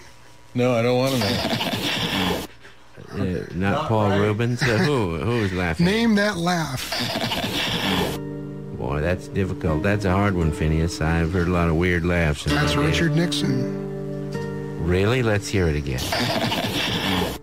Well, if you say so, I don't remember old Dick Nixon ever laughing like that, but if that's what you say, it must be so. Looking at the Kennedys, I'd make an interesting comparison. First, Edward Kennedy was the best politician of the three. He is the best politician. He's gregarious. He loves it. He's warm. John Kennedy, on the other hand, was quite a shy person, really. It was not easy for him to get out and shake hands and the rest. He did it very well. It wasn't easy for him. He was a quite private person. I would say that Bobby Kennedy, on the other hand, well, I would compare him, as Alice Longworth used to, as he was like a 17th century Jesuit priest, passionate, one of who brooked no opposition and so forth, very intelligent and so forth. I think maybe we can get through LBJ in that period. Oh, yes, I can do that. Okay. You know, there's this terrible book out on him. This terrible book. Oh, I know it by George Reedy. Did you read? Is it Reedy's book? No, no, this new Carroll book. Yeah. It gets a rave review from Clifton Fadiman in Book of the Month. Unbelievable. Stand by. Shit, it makes him appear like a goddamn animal. Quiet. Of course he was. Okay. He was a man. So there's no question in my mind that in this century, the three greatest politicians, active politicians, were Theodore Roosevelt, Franklin D. Roosevelt, and Lyndon Johnson. Nobody else of the presidents was in their league as political operators. Listen, I don't want a president who's warm on the outside and warm on the inside too. I want one that's warm on the outside, but I want one who, when the tough decisions are made, is cold and tough and will make the right decision without fear of failure. President Eisenhower was loyal too, I must say. But he believed, you know, he was a military man, and he believed that people that are subordinates carry out what the chief wants. I'll never forget that perhaps the man that Eisenhower and many European people that have talked to me believe was perhaps the greatest chief of staff in World War II was Beadle Smith, General Beadle Smith. And Beadle Smith, this was afterwards, was a neighbor of mine in Spring Valley. He came in one day and we'd had a couple of drinks and tears were coming down. He was not well at the time. And he says, you know, I was just Ike's Pratt boy. Ike always had the Pratt boy. And he says, that's what you are. Well, it didn't bother me a bit. That was my job. A vice president, a member of the cabinet, a member of Congress who is a member of the president's party. He should always consider that he is dispensable and should do what the man wants to carry out the policy. Because otherwise, the man's got to get down there in the ring. What happened to Richard Nixon when Eisenhower was president would be bad for me. Wouldn't matter that much, maybe, to the country. What happened to him could be disastrous. General Haig, sir. Ready. Hello. Yes, sir. Nothing else of interest in the world? Yes, sir. This goddamn New York Times expose of the most highly classified documents of the war. This is a devastating security breach of the greatest magnitude. I was very surprised and shocked. And, of course, Henry Kissinger was just as surprised. Mr. President, I have Dr. Kissinger calling you. What kind of people would do such things? It has the highest classification. Yeah. The thing, though, that Henry, that to me is just unconscionable. This is treasonable action on the part of the bastards that put it out. Thousands of pages of documents, secret documents from the Pentagon were published in the New York Times, the so-called Pentagon Papers. As a result of their publications, I know that it encouraged the enemy. Publication of parts of the 47-volume top-secret history of American involvement in Vietnam has triggered a major constitutional legal battle over government secrecy and freedom of the press. The Justice Department went to court in New York today and got a temporary order restraining the Times from publishing the next and last 2 installments. In all probability, it will go all the way to the Supreme Court by midweek or sooner. We've got some information we've developed as to where these copies are and who they're likely to have leaked them. And the prime suspect is a gentleman by the name of Ellsberg, who is a left-winger that's now with the Rand Corporation. I felt that as an American citizen, as a responsible citizen, I could no longer cooperate in concealing this information from the American public. He's not Jewish. I'm sure he is. Ellsberg. The Jews are born spies.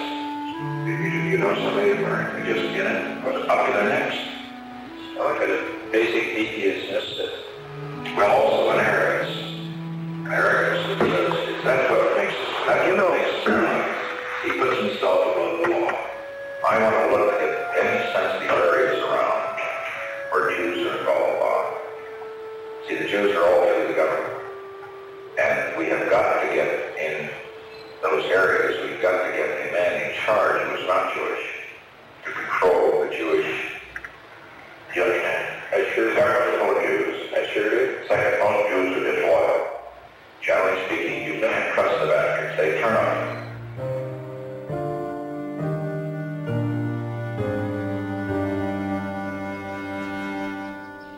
The Supreme Court said no to the government and yes to the newspapers, voting 6-3 to let the New York Times and the Washington Post print the rest of the Pentagon Papers.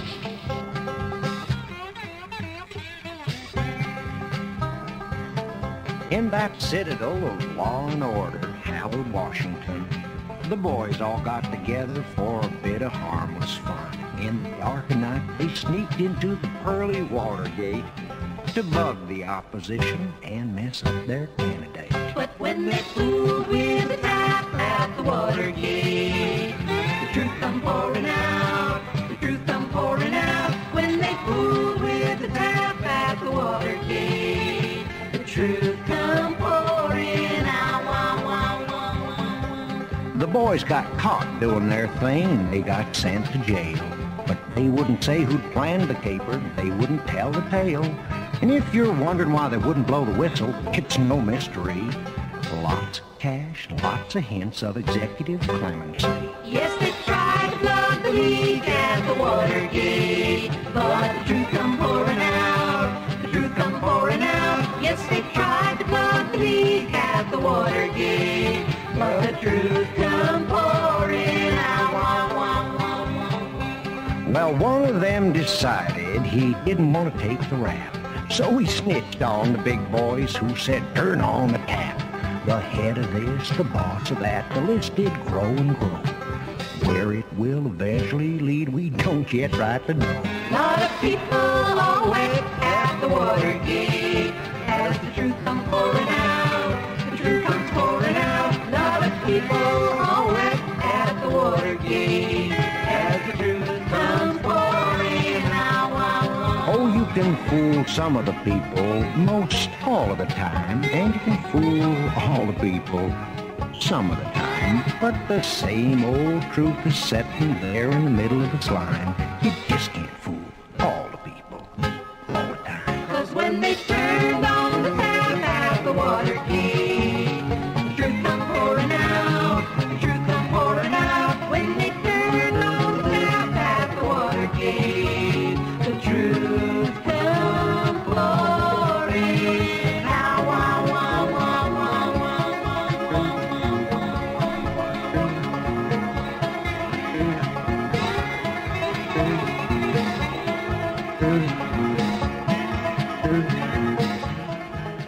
Now let's go down the checklist here. You ready? See. All right. Has everyone got their gloves on? See. See. Rubber sole shoes? See. See. Binoculars? See. Sue. Sue? What the hell is Sue? Sue is somebody I see on the 7th floor with my binoculars. Whoa! Hey, man, she got big hugs. All right, Look at them. Come on. Want to get busted for a peeping wand? All right, now, come on. Now, everyone have their stocking masks on? See. I said stocking masks, Juan, not pantyhose. I got my fetishes, you got yours, you know. All right, everyone, let's go. Now, everyone quiet as a mouse. We'll get into the building first and then hit the headquarters. All right, Juan, you first. Next, Pedro. Now, Martinez. Jesus. And now, me. We made it. No casualties. All that planning really paid off. What planning? We just came through the front door. All right. Seems less suspicious that way. Let's go down this corridor. Must be one of these doors. You mean we don't even have the damn room number? No, they keep changing it every day. They may be the enemy, but they're not dummies. Now, this door looks suspicious. I'll just jimmy it open here with my Bank America card. Hey, senor, you want to hurry? I got to be back at the car wash before midnight. All right. Now, this must be the door. Well, how can you tell? It opens from the left. Okay. Everyone, quick. Get inside. Quick, move it. Hey, man, it's dark in here. You're right. We better have a head count. Everyone sound off their name. 1. Jesus. Pedro. Martinez. Jose. Jose? Who the hell is Jose? I'm the busboy from downstairs, man. What the hell are you doing in here? Well, this is where Carmelita and I meet every night. To do what? Well, I was about to do to Carmelita what I think you're about to do to the Democratic Party. We've already done that joke. All right, now. Get out of here, Jose. Keep your mouth shut. We'll give you an autographed picture of Desi Arnaz Jr. Okay. All right, boys. We're inside the headquarters. We got a lot of work to do here. One, who has the bug?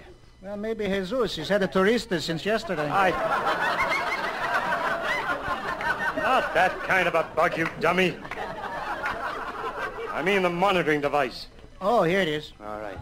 Now, let's see. Where should we place it? Hey, why don't we put it in the one place that symbolizes this entire patriotic operation? That's good thinking, Juan. You mean the American flag?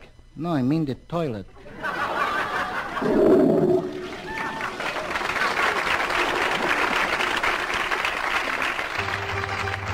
We're Haldeman, Ehrlichman, Mitchell, and Dean. The way we've been treated is really obscene. To think that a bug worth hardly a shrug, could end up by getting us tossed in the jug. We all got the gate for no reason or rhyme. You'd think we'd committed some horrible crime. Our minds may be dirty, but our hands are clean. We're Haldeman, Ehrlichman, Mitchell, and Dean. We're Haldeman, Ehrlichman, Mitchell, and Dean. Our job was to see that the White House stayed green. We might have had laws like bending the laws, but God only knows it was for a good cause. There's no power shortage where we were concerned. And what little profit resulted we earned for lovelier fellows you never have seen than Haldeman, Ehrlichman, Mitchell, and Dean. We're Haldeman, Ehrlichman, Mitchell, and Dean. Our past has been fat, but the future looks lean. With backs to the wall, we're taking a fall. But damn it, we only robbed Pete to pay Paul. Just when we were getting to be well-to-do, the Watergate turned into our Waterloo. And now everybody is out to demean poor Haldeman, Ehrlichman, Mitchell, and Dean. Yes, we're Haldeman, Ehrlichman, Mitchell, and Dean. We're perfectly willing to spill every bean. We've nothing to hide with God on our side. He knows we were only along for the ride, but so it won't come as a terrible blow. There's one little thing that we think you should know. Whatever we say isn't quite what we mean. We're Haldeman, Ehrlichman, Mitchell, and Dean. Oh yes, we're Haldeman, Ehrlichman, Mitchell, and Dean. Things won't be the same when we're gone from the scene, but people will still recall with a thrill our sellout performance on Capitol Hill. It just isn't fair to take all of the blame when all we were doing was playing the game. Now all of Washington's caught in between. Haldeman, Ehrlichman, Mitchell, and Dean.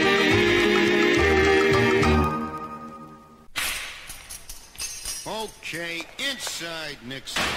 Now, just a second, guard. I thought I was supposed to have a private cell. There's a long-haired hippie weirdo freak in here. If I'm going to be in a cell with a campus radical, I want the National Guard close by at hand. What are you in for, kid? Shorty got marijuana, I imagine. No, but I got some dynamite Cambodian red. Cambodia will never go red. Not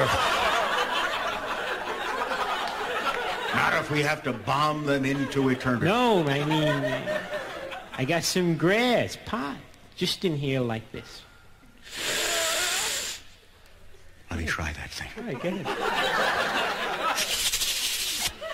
Hey, sit, that's good. I don't feel a thing. By the way, I'm getting a little hungry.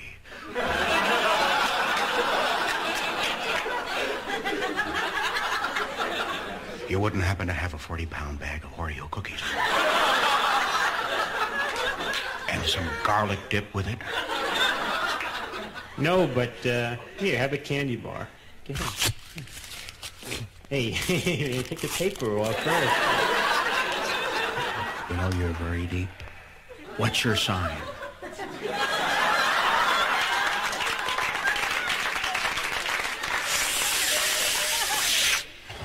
Let me guess. Pisces. No, not a Pisces. Libra. No. I'm Aquarius. I just knew it. You kids have the right idea. I'll bet you practice free love, don't you? Come on, tell me. Not near, man.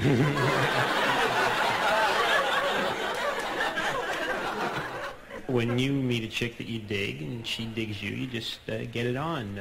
Just wherever you are, just when you want to do it, you just do it. You know, I once felt that way, too. It was the first time I was sitting in the Oval Office with Pat. I was president, the moment I'd been waiting for all my life. Suddenly a strange desire came over me. I wanted to grab Pat and do strange things to her body with the presidential seal.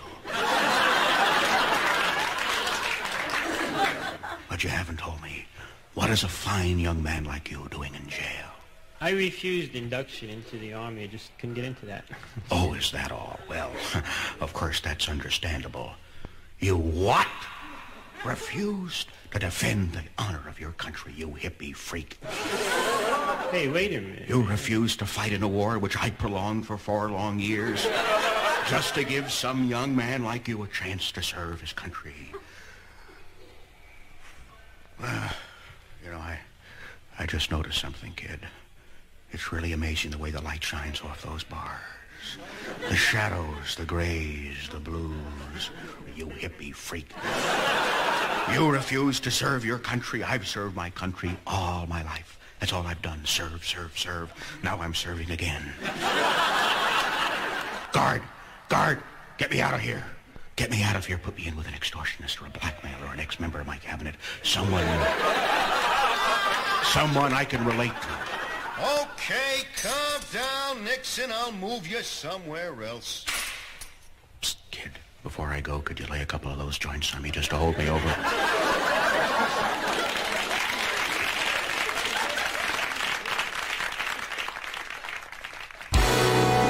One and one is 11. 2 and 2 is 22.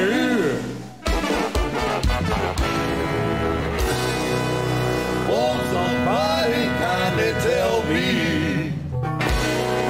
what the government's trying to do? Dicky's just too tricky for a chump like me to use. Oh, you take that subcommittee serious, boy, and I'm serious. You just might get a seizure from the evening.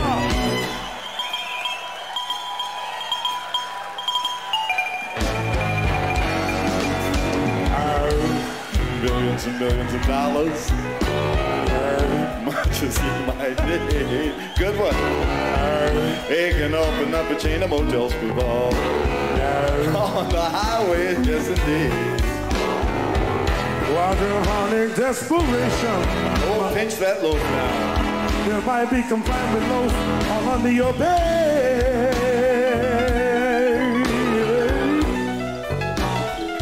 Well, you know, if you just might pinch a little loaf in your slumber, nurse, the FBI is gonna get your number. Gonna get you. Gonna get you. Gonna jump out the subcommittee and get ya. FBI. Gonna get your number. FBI. Gonna get your number. FBI. Gonna get your number. FBI. Gonna get your number. FBI. They already got your picture. FBI. And your fingerprints too. Then they got a guy in Virginia whipping up a little soup just for you. Gonna get your number. Gonna get your number.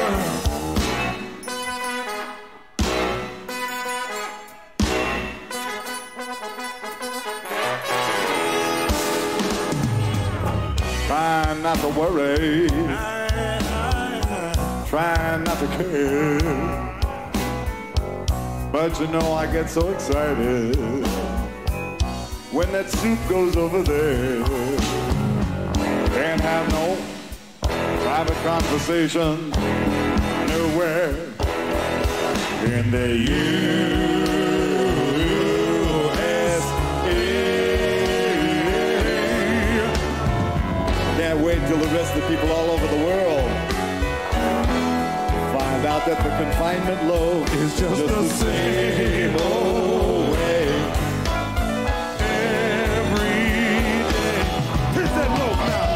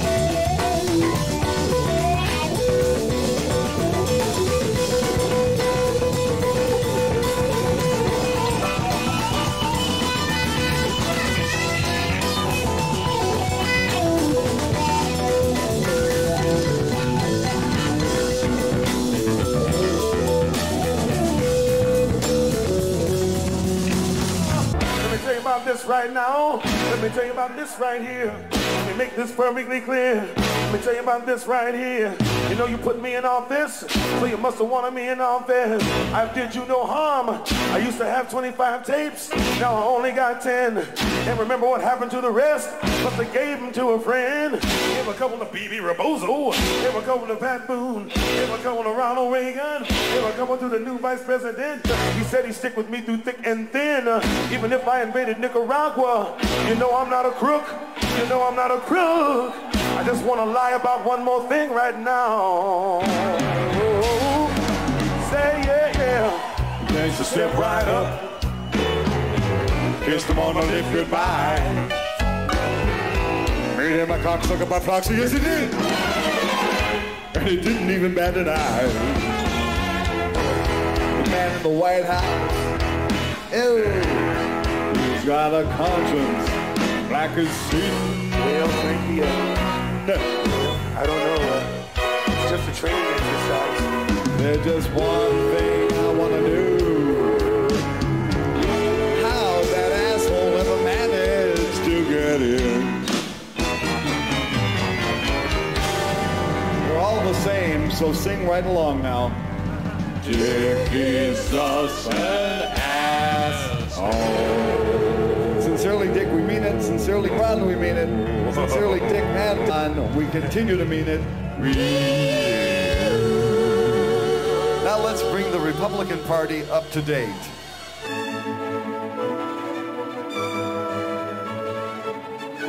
Are there any ties between Mr. Trump, you or your campaign, and Putin and his regime? No, there are not. It's absurd. We hear experts. You know, his house cat at home once said that this is what's happening with the Russians. It's disgusting. It's so phony. I have nothing to do with Russia. I have nothing to do with Putin. Mr. Trump has no financial relationships with any Russian oligarchs. That's what he said. That's what I said. That's obviously what our position is. I don't know Putin. Well, that's because he'd rather have a puppet as president of the United States. No puppet. And it's pretty clear. You're the puppet. She always likes to tie me in with Russia. I have nothing to do with Russia, folks. Did anyone involved in the Trump campaign have any contact with Russians trying to meddle with the election?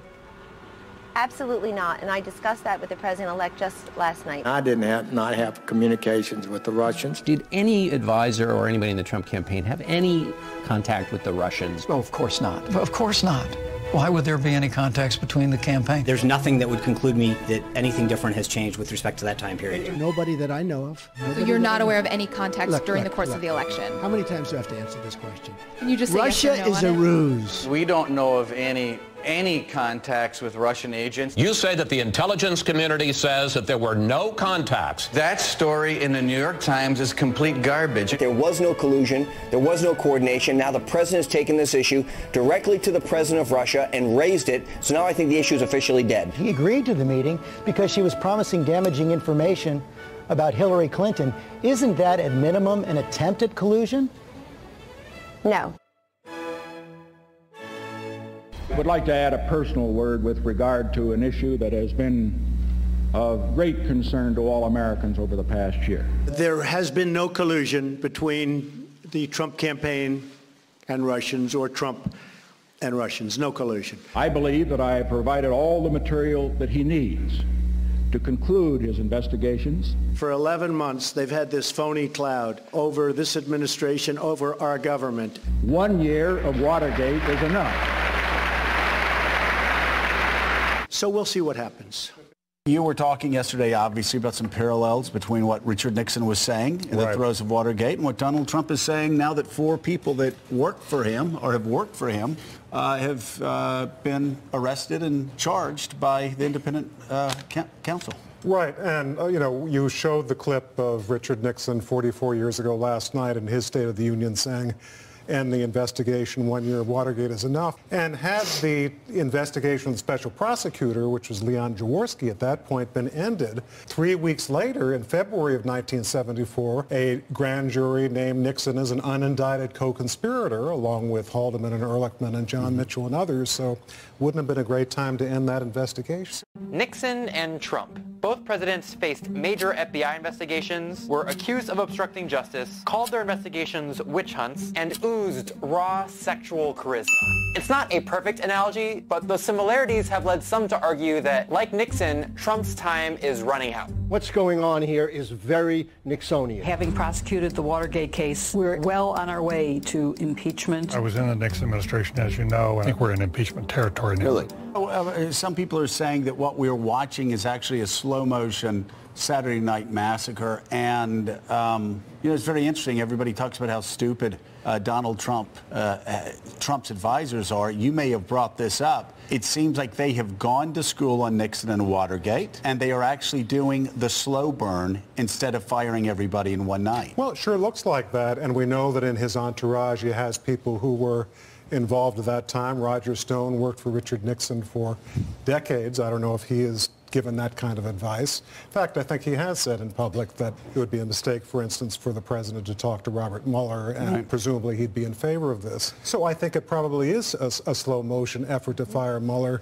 And that's what the context, I think, of last night will be in history, because if all that happens, if we're talking about the State of the Union address of 2018, probably we'll think of it as a prelude to Trump's efforts to close down this investigation. But the truth is, these two are living in totally different worlds. And that has less to do with what's happening at the FBI and more to do with what's happening on Fox News. The media and the Democrats have lied to you. Trying to create a Watergate out of this. Desperate to get back to the days of Watergate. The elite media is part of the deep state. You, the American people, should never trust this destroy Trump corrupt media.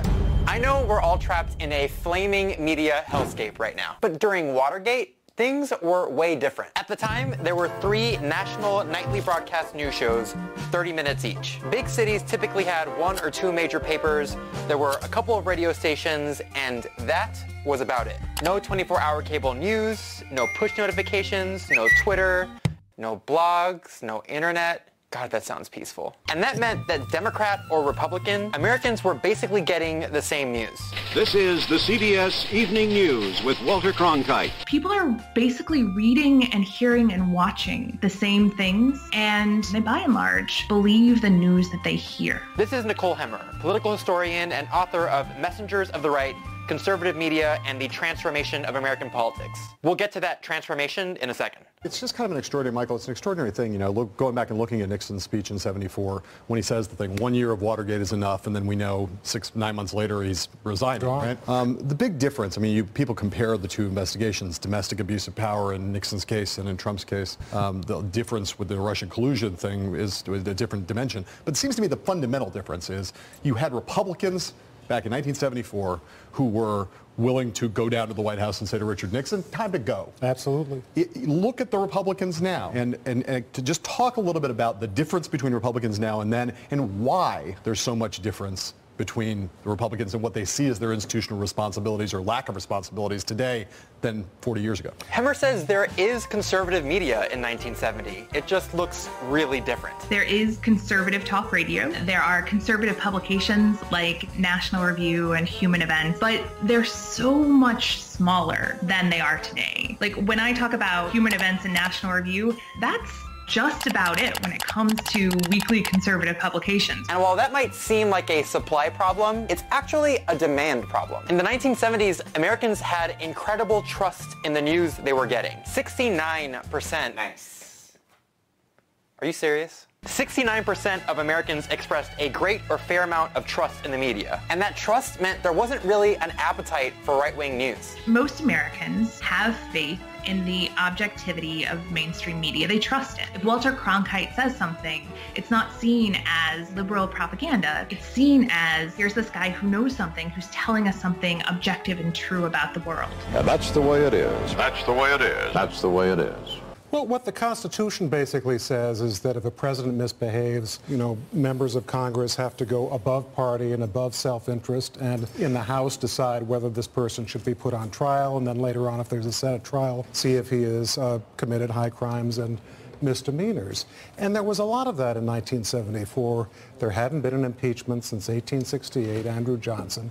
They took this really seriously. Democrats on the Judiciary Committee, after they voted for Nixon's impeachment, July of 1974, including the chairman, Peter Rodino. They went backstage and cried.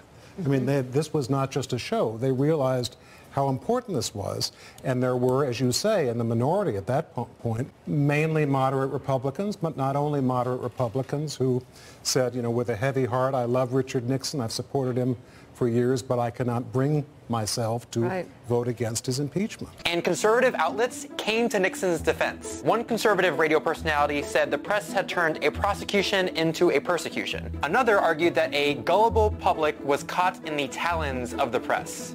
Who talks like that? An article in National Review even suggested that Watergate was a trap set up by the CIA. They definitely didn't use the language of the deep state, but that was kind of lurking there. But despite their efforts, conservative media just couldn't change people's minds about what was going on. They don't have the power to drive or to shape the conversation about Watergate. There's not really an alternative story Republicans can credibly spin, because they're not just going up against Democrats, they're going up against all of the networks, all of the newspapers. And so having that uniting narrative, that really matters. To be under a constant barrage on each of the three major networks tends to raise some questions in the people's mind. That's really too much for Republicans to resist. My phone calls were 100 to 1 in favor of pursuing the path of impeachment, which was rather shocking to me. I think things are pretty set with President Trump. You know, one of the things that we've talked about is the fact that his approval rating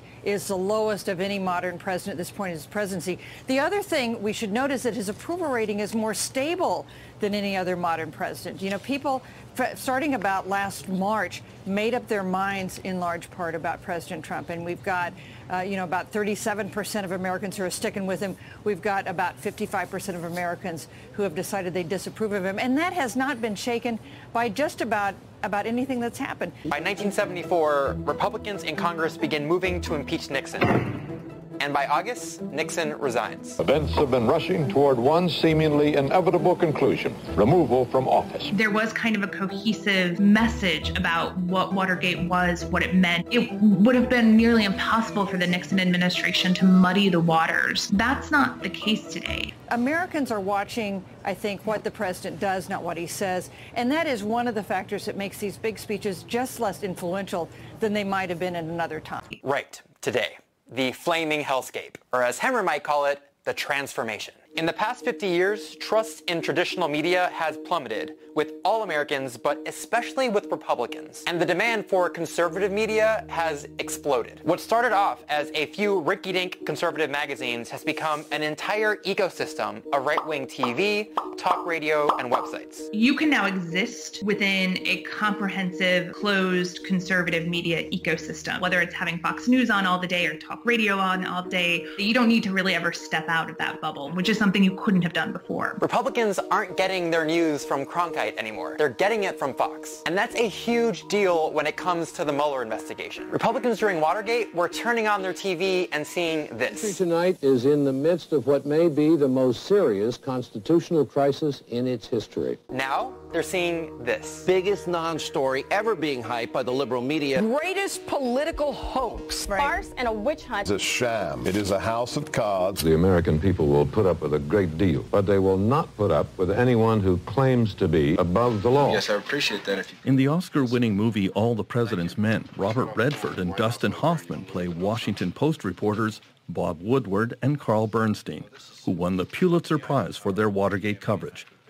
Today, Woodward is writing a book about Donald Trump. Nixon famously said on those tapes, it's not the crime that gets you, it's the cover-up. Was he right? Nixon was wrong. It was the crime of Watergate. It was the war against the system of justice in the United States. This was the clear obstruction of justice, and we have those thousands of hours of tapes which really define Watergate and Nixon and the extent of the crimes. God damn it, I'm never going to discuss this son of a bitching Watergate thing again. Never, never, never, never. The president says it's fake news. Do you even care? How can anyone trust the Mueller office? A bunch of Trump-hating, Hillary-loving, partisan hacks. A grave and profound crisis in which the president has set himself against his own attorney general and the Department of Justice. It's one giant, huge web of corruption. The FBI has become America's secret police. The FBI needs a complete cleansing. Mueller is frankly a disgrace to the American justice system. These people need to be taken out in cuffs. That uniting narrative we had during Watergate, it's gone. And without it, Republicans in Congress have a strong incentive to turn their backs on the Mueller investigation. They know that the Republican base is tuned into conservative media and hearing these messages that the Mueller investigation is a sham, that this is a project of the deep state to bring down the president. Mueller is out to get the president, it appears, at any cost. And so if a Republican politician breaks with that, then all of a sudden it looks like he's siding with the enemy. And siding with the enemy could be a political death sentence. A 2017 study found that watching Fox News had a significant effect on elections, shifting 6% of voters towards the Republican presidential candidate in 2008. In that environment, politicians have to choose sides. And if you're a Republican, do you choose to side with the media that all your base listen to? Or do you choose to side with the one they all oppose? House Republicans have already released a report attempting to undermine the Mueller investigation. There's no reason to continue this. We've turned up nothing. And some have begun echoing Fox News' talking points. Mueller is desperate. He doesn't have a case he can make. This Mueller investigation is built on a false premise and rotten to the core, Tucker. Is the integrity of the agency in question then now? Of course it is. We know there's bias. We know there's conflict. And I agree with you, Sean. They're trying to manufacture a process crime. This is increasingly becoming scary stuff. You agree? It is. Yes, I do agree with that. The Nixon presidency had at its center an unstable man. Historian Tim Naftali was the first independent custodian of the tapes as director of the Nixon Presidential Library. In terms of temperament, there is a volcanic center to both men. The ranting, the anger, the paranoid concerns, the hatred. With Donald Trump, we have the tweets.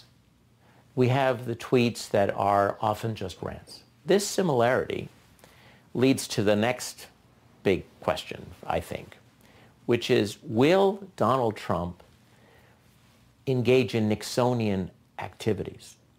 In private, Nixon wanted Teamsters to go out and physically attack protesters, whereas Trump expressed the same attitude in public. If you see somebody getting ready to throw a tomato, knock the crap out of them, would you? Seriously. An attempt is being made. Connecticut Senator Lowell Weicker became famous as a moderate Republican on the Watergate Committee who eventually turned against Richard Nixon. That the scope of the committee's mandate goes far beyond Watergate. Today he is waiting to see evidence before coming to any judgment about Donald Trump. I started out as a Richard Nixon lover, and it was only after I had facts in hand that I turned the other way. So I'm not willing to go ahead and impose a different set of standards on Donald Trump, and I just don't have those facts.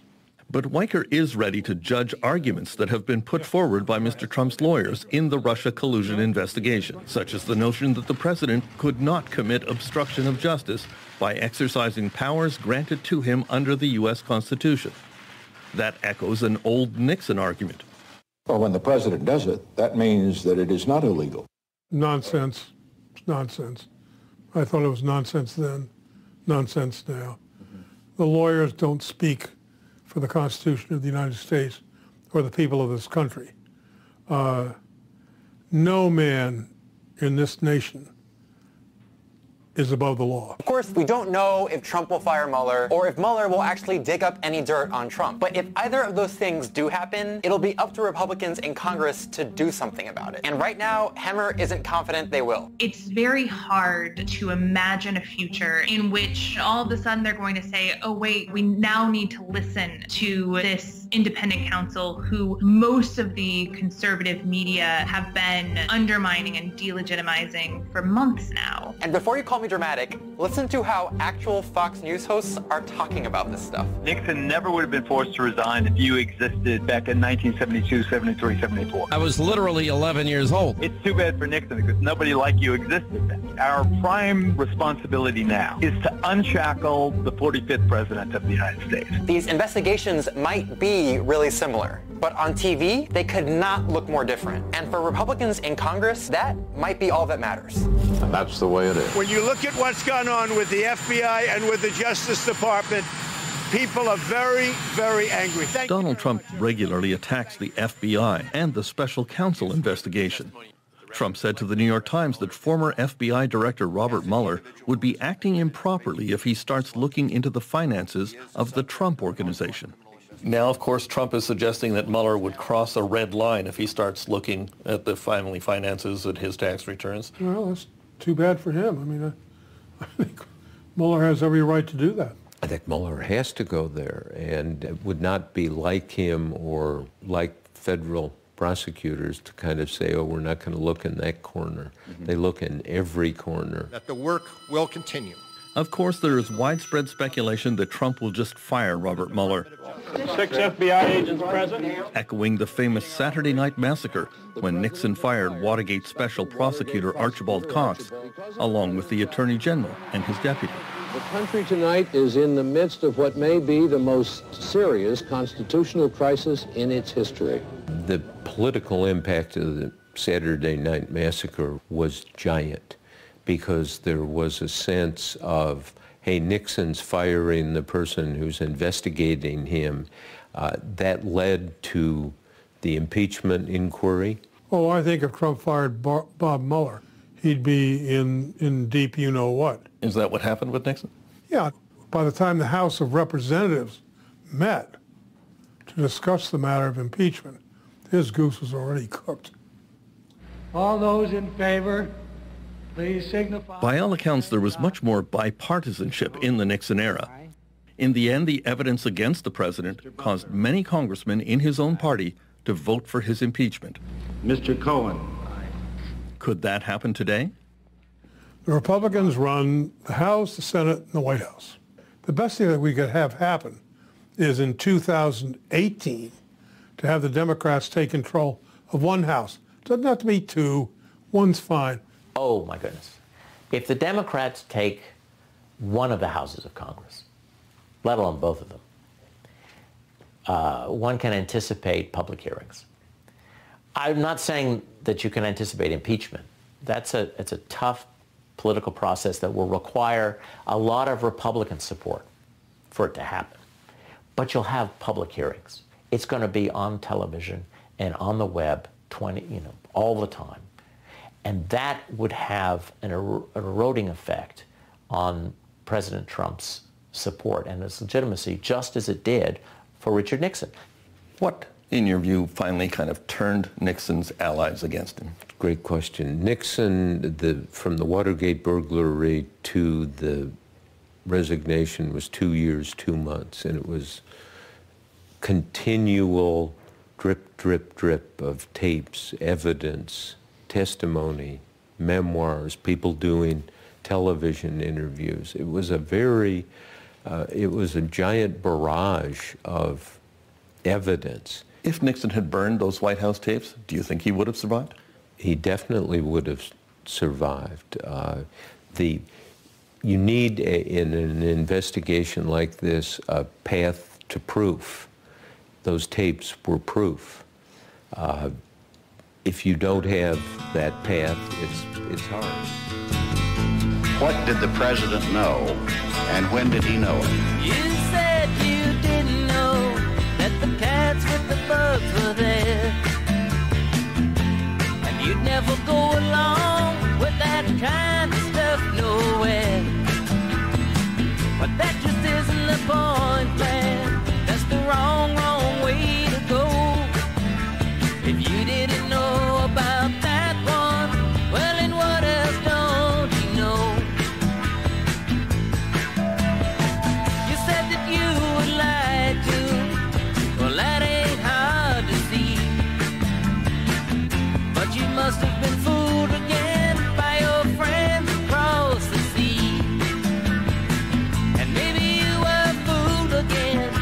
your people here at home. 'Cause nobody could talk like you and know what's going on. Nobody elected your family, and we didn't elect your friends. No one voted for your advisors, and nobody wants them in. You're the one we voted for, so you must take the blame for handing out authority to men who are insane.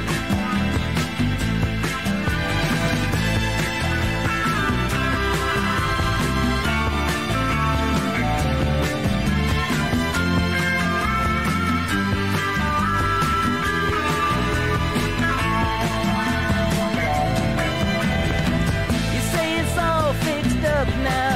You've got new guys on the line. But you had better remember this while you still got the time. Mothers still are weeping for their boys that went to war. Fathers still are asking what the whole damn thing was for. People still are hungry, people still are poor. An honest week of work these days don't feed the kids no more. Schools are still like prisons, 'cause we don't learn how to live. And everybody wants to take, nobody wants to give.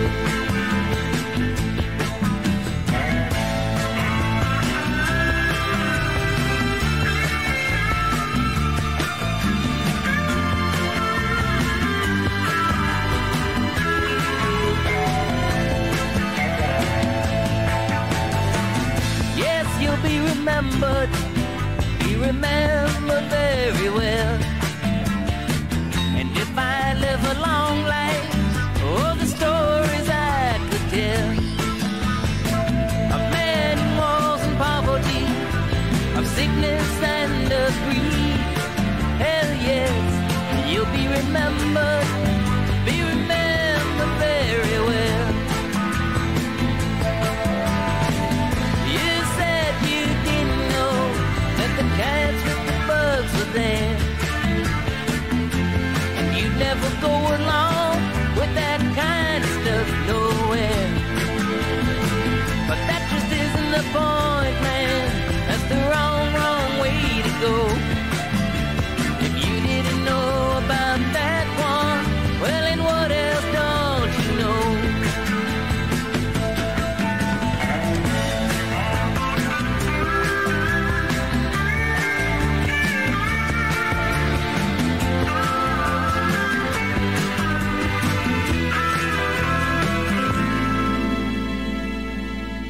Sessions is under fire. It turns out he did have discussions with the Russian ambassador Sergei Kislyak even after telling the U.S. Senate during his confirmation hearing. Of course, he's Breaking news! Time for my most tremendous tweet storm yet. Okay, here we go. Huge tweet. This is gonna be a sweet tweet. Here it comes. Yeah! I can't get my tweet up. Tweetus interruptus. What am I gonna do? Donald. President Nixon. I'm so happy you're here, Tricky. I'm starting to get real scared. There's no reason to be scared, Donnie. You just have to flip the script. For instance, I heard that President Obama tapped your phones. Just tweet that, and the hounds are off your trail. Obama! I knew he was up to no good. How low has President Obama gone to tap my phones during the very sacred election process? This is Nixon/Watergate. Bad or sick guy. And boom goes the Tweety Mite. Donald, stop! Abraham Lincoln? Don't listen to Nixon. He was the one who tapped the phones in Watergate. Shut up, Abe. Don't you have tickets to the theater tonight, you stupid neckbeard? Too soon. Donald, Nixon had to resign for lying. Oh, damn it. President Lincoln is right. Donald, You don't want to end up like me. To paraphrase myself, I am a crook. But the rumors about you and the Russians are just spooky.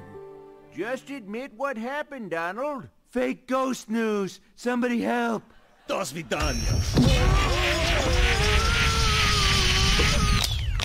Who will you be calling? No. I'm not calling you. Not you, sweetie. Okay. All right. You too. Bye.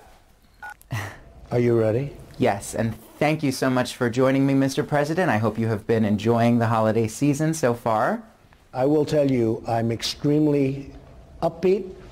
The White House is running like a...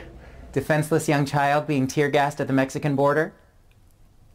Well-oiled machine. Oh, mine was just an expression. It's doing really well. I have great people. Speaking of criminals, this is a very big week for the Russia investigation. Memos about Michael Flynn, Michael Cohen, and Paul Manafort, 3 high-profile defendants, are scheduled to be filed by Special Counsel Robert Mueller. It's a scam. There was no collusion whatsoever, and the whole thing is a scam. Really? Because word on the street is that you're getting pretty scared. Well, when anything bothers me or my entire family is about to be charged with treason, I try to think of nice things. I mean, there are so many things that make you happy. And there are certain things that I don't like. Oh, let me think. Raindrops on roses and whiskers on kittens, destroying the First Amendment, white nationalists, big fake tits. Is that enough? Brutal dictators and cold-hearted liars, tyrants and traitors and climate deniers, $5 spray tans with under-eye rings. These are a few of your favorite things. Burying tax returns after you file 'em, tear-gassing migrants for seeking asylum, big fat-ass buckets of fried chicken wings. These are a few of your favorite things. I did nothing wrong. Blue-collar workers all backwoods and beefy, giant hamburgers with extra kofifi, siding with Saudi Arabian kings. These are a few of your favorite things. When your friends flip, when your day sucks, and your hair looks bad like right now, just blame all the victims and praise all the schmucks, and then you won't feel so sad. How long has this witch hunt gone on? It's gone on for what? KGB playdates and absolute power, porn stars and playmates who charge by the hour, puppets at Fox News who dance on his strings. These are a few of his favorite things. I did nothing wrong. Long-winded tweets with no spell check corrections, raking up forests and stealing elections, facts that he fakes and fake bone spurs and slings. These are a few of his favorite things. There was no collusion whatsoever. Firing staff who won't come to his defense, signatures on non-disclosure agreements, lock her up! Chants like his bass always sings. These are a few of his favorite things. When the Dems fight, when your friends lie, and when Mueller's close, just take a cold shower and have a good cry, and then you won't feel so gross. The news about me is largely phony. Judges who fly into partisan rages, solar eclipses and children in cages, hookers who pee on your face till it stings. These are a few of his favorite things. Fake news. Red MAGA hats that you had made in Taiwan, smelling that new wife smell after you buy one. Lawyers who hide extramarital flings. These are a few of his favorite things. I think I'm doing a great job. People who cheer at your anger and meanness, dreams about having a normal-sized penis, Hannity's voice on your phone when it rings. These are a few of your favorite things. When your life sucks, or for God's sake, when you're about to snap, take comfort in knowing at least you still make the rest of us feel like crap.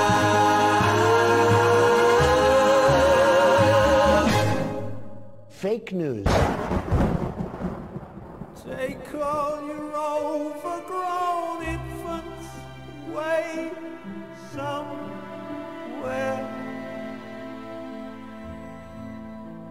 and build them a home, a little place of their own, the Fletcher Memorial, home for incurable tyrants and kings.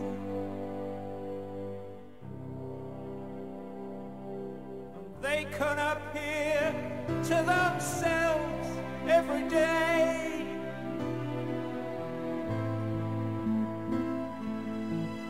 On closed circuit TV to make sure they're still real.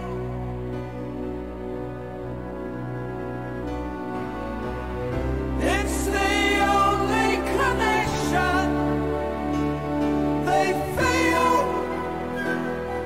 Ladies and gentlemen, please welcome Reagan and Haig, Mr. Reagan and friend, Mrs. Thatcher, the Paisley, Mr. Brezhnev and party, the ghost of McCarthy, and the memories of Nixon. And now, adding colour, a group of anonymous Latin American meatpacking glitterati. Did they expect us to treat them with any respect?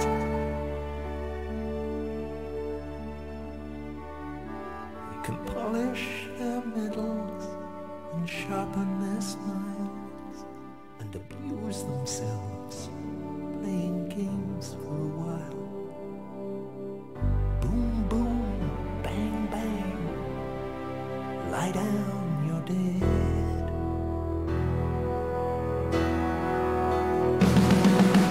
The end justifies the means.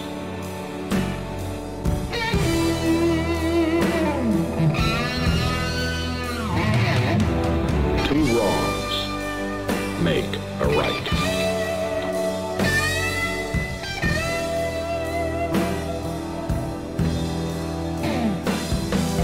I should come first, and this nation second. I made my mistakes, but in all of my years of public life, I have never profited from public service.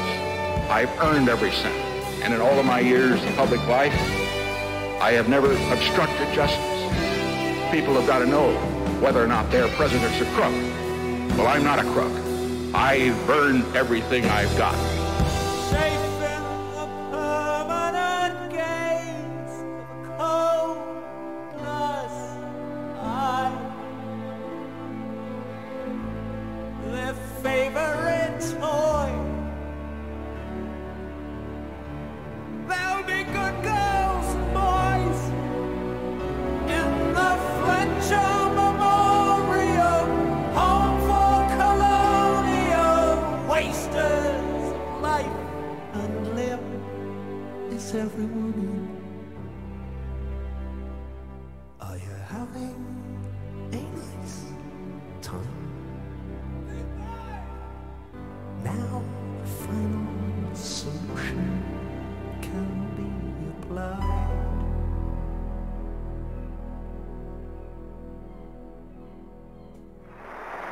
If you'll join us in this song, I think you'll recognize it when I start it.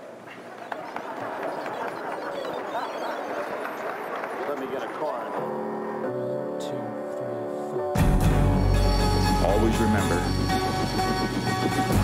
others may hate you, but those who hate you don't win unless you hate them. And then you destroy yourself. Richard Nixon died today. That's just plain poppycock. And then you destroy yourself. I saw it on the news, they said. Au revoir. Au revoir. We'll see you again. Oh, I guess he was okay. Well, I'm not a crook. He was the president everybody hated. Because people have got to know whether or not their president's a crook. Their president's a crook. Well, I'm not a crook. Crook. And I don't dream about the president anymore.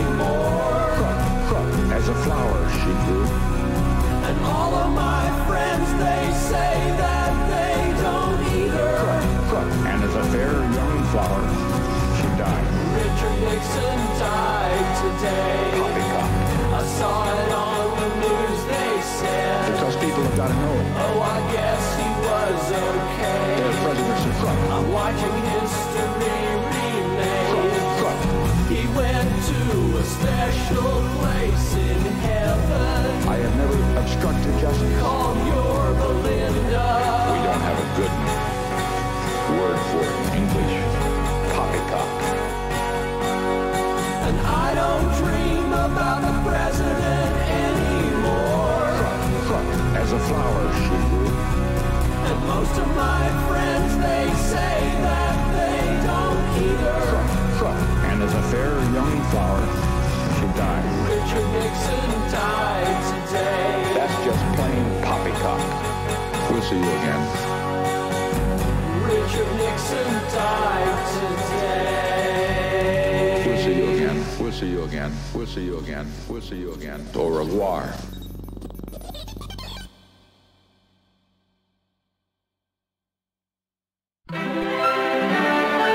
This is NCN.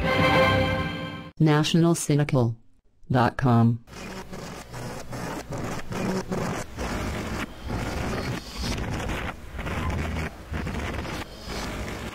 And organist launch China, the National Cynical Network.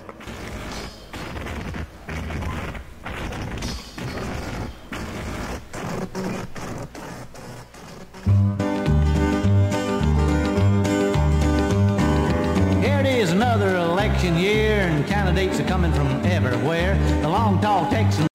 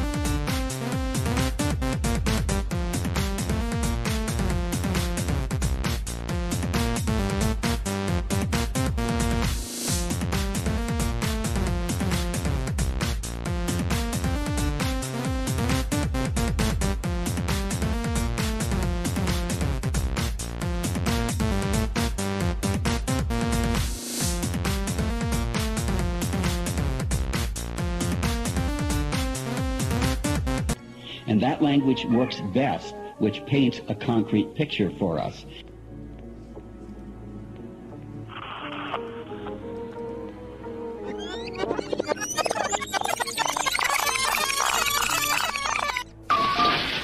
What's happening today? Anything exciting? He's bullshitting again. What?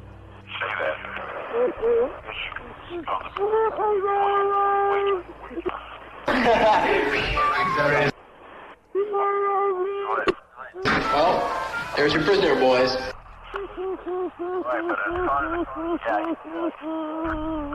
I'm turning him over to the proper authorities. What's the charge? Doing it as roommate so he can have a whole room to himself. You hang on to a joke longer than anybody I know. I called myself the message doctor. Well, So you that's killed right. him. Maybe the best way to find out is to try it next time. Well, not exactly. And that's what you're having trouble understanding.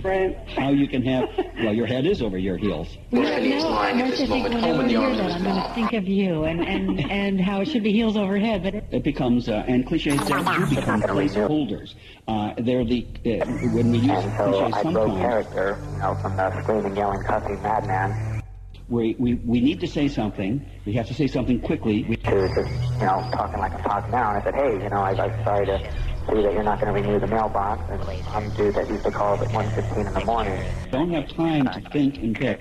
And then he changed the message an hour later, and he addressed me as Mr. 115. So that's where the cliche comes in. He also announced that he was going to keep the mailbox running because he enjoyed getting the free messages that he was getting. The set phrase comes in, and we can just plug it in. And notice you do that verbally, just as the French typesetters did it. You know, Dad, there's a mixer Friday night. It's got about 3 or 4... Why don't you just go stag? You needn't worry about doing anything wrong, Phil. You act all right. Just do and say whatever seems most natural.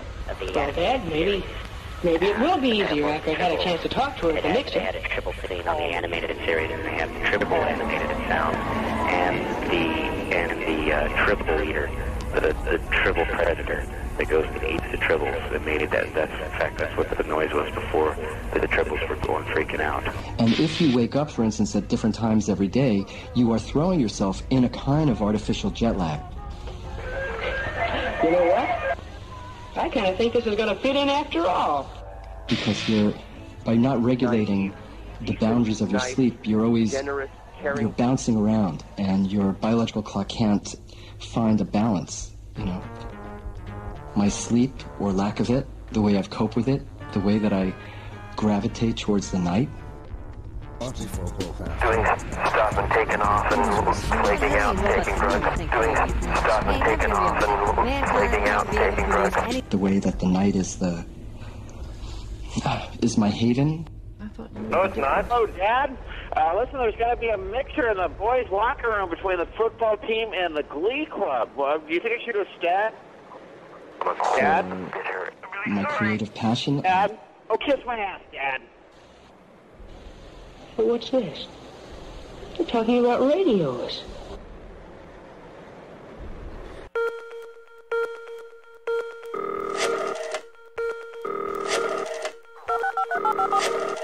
Please dial your password and press pound.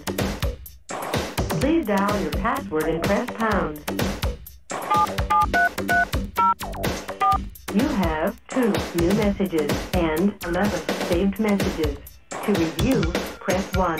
To send, press 2. To hear more choices, press 0. From sent today at 12 a.m. In the years before the personal computer, there was the telephone. In the days before the World Wide Web, in the wee small hours before the dawn of email, there was voicemail. From the late 80s to the mid-90s, in the suburban sprawl of Silicon Valley, there existed a community of voicemail box owners, or voice jailers.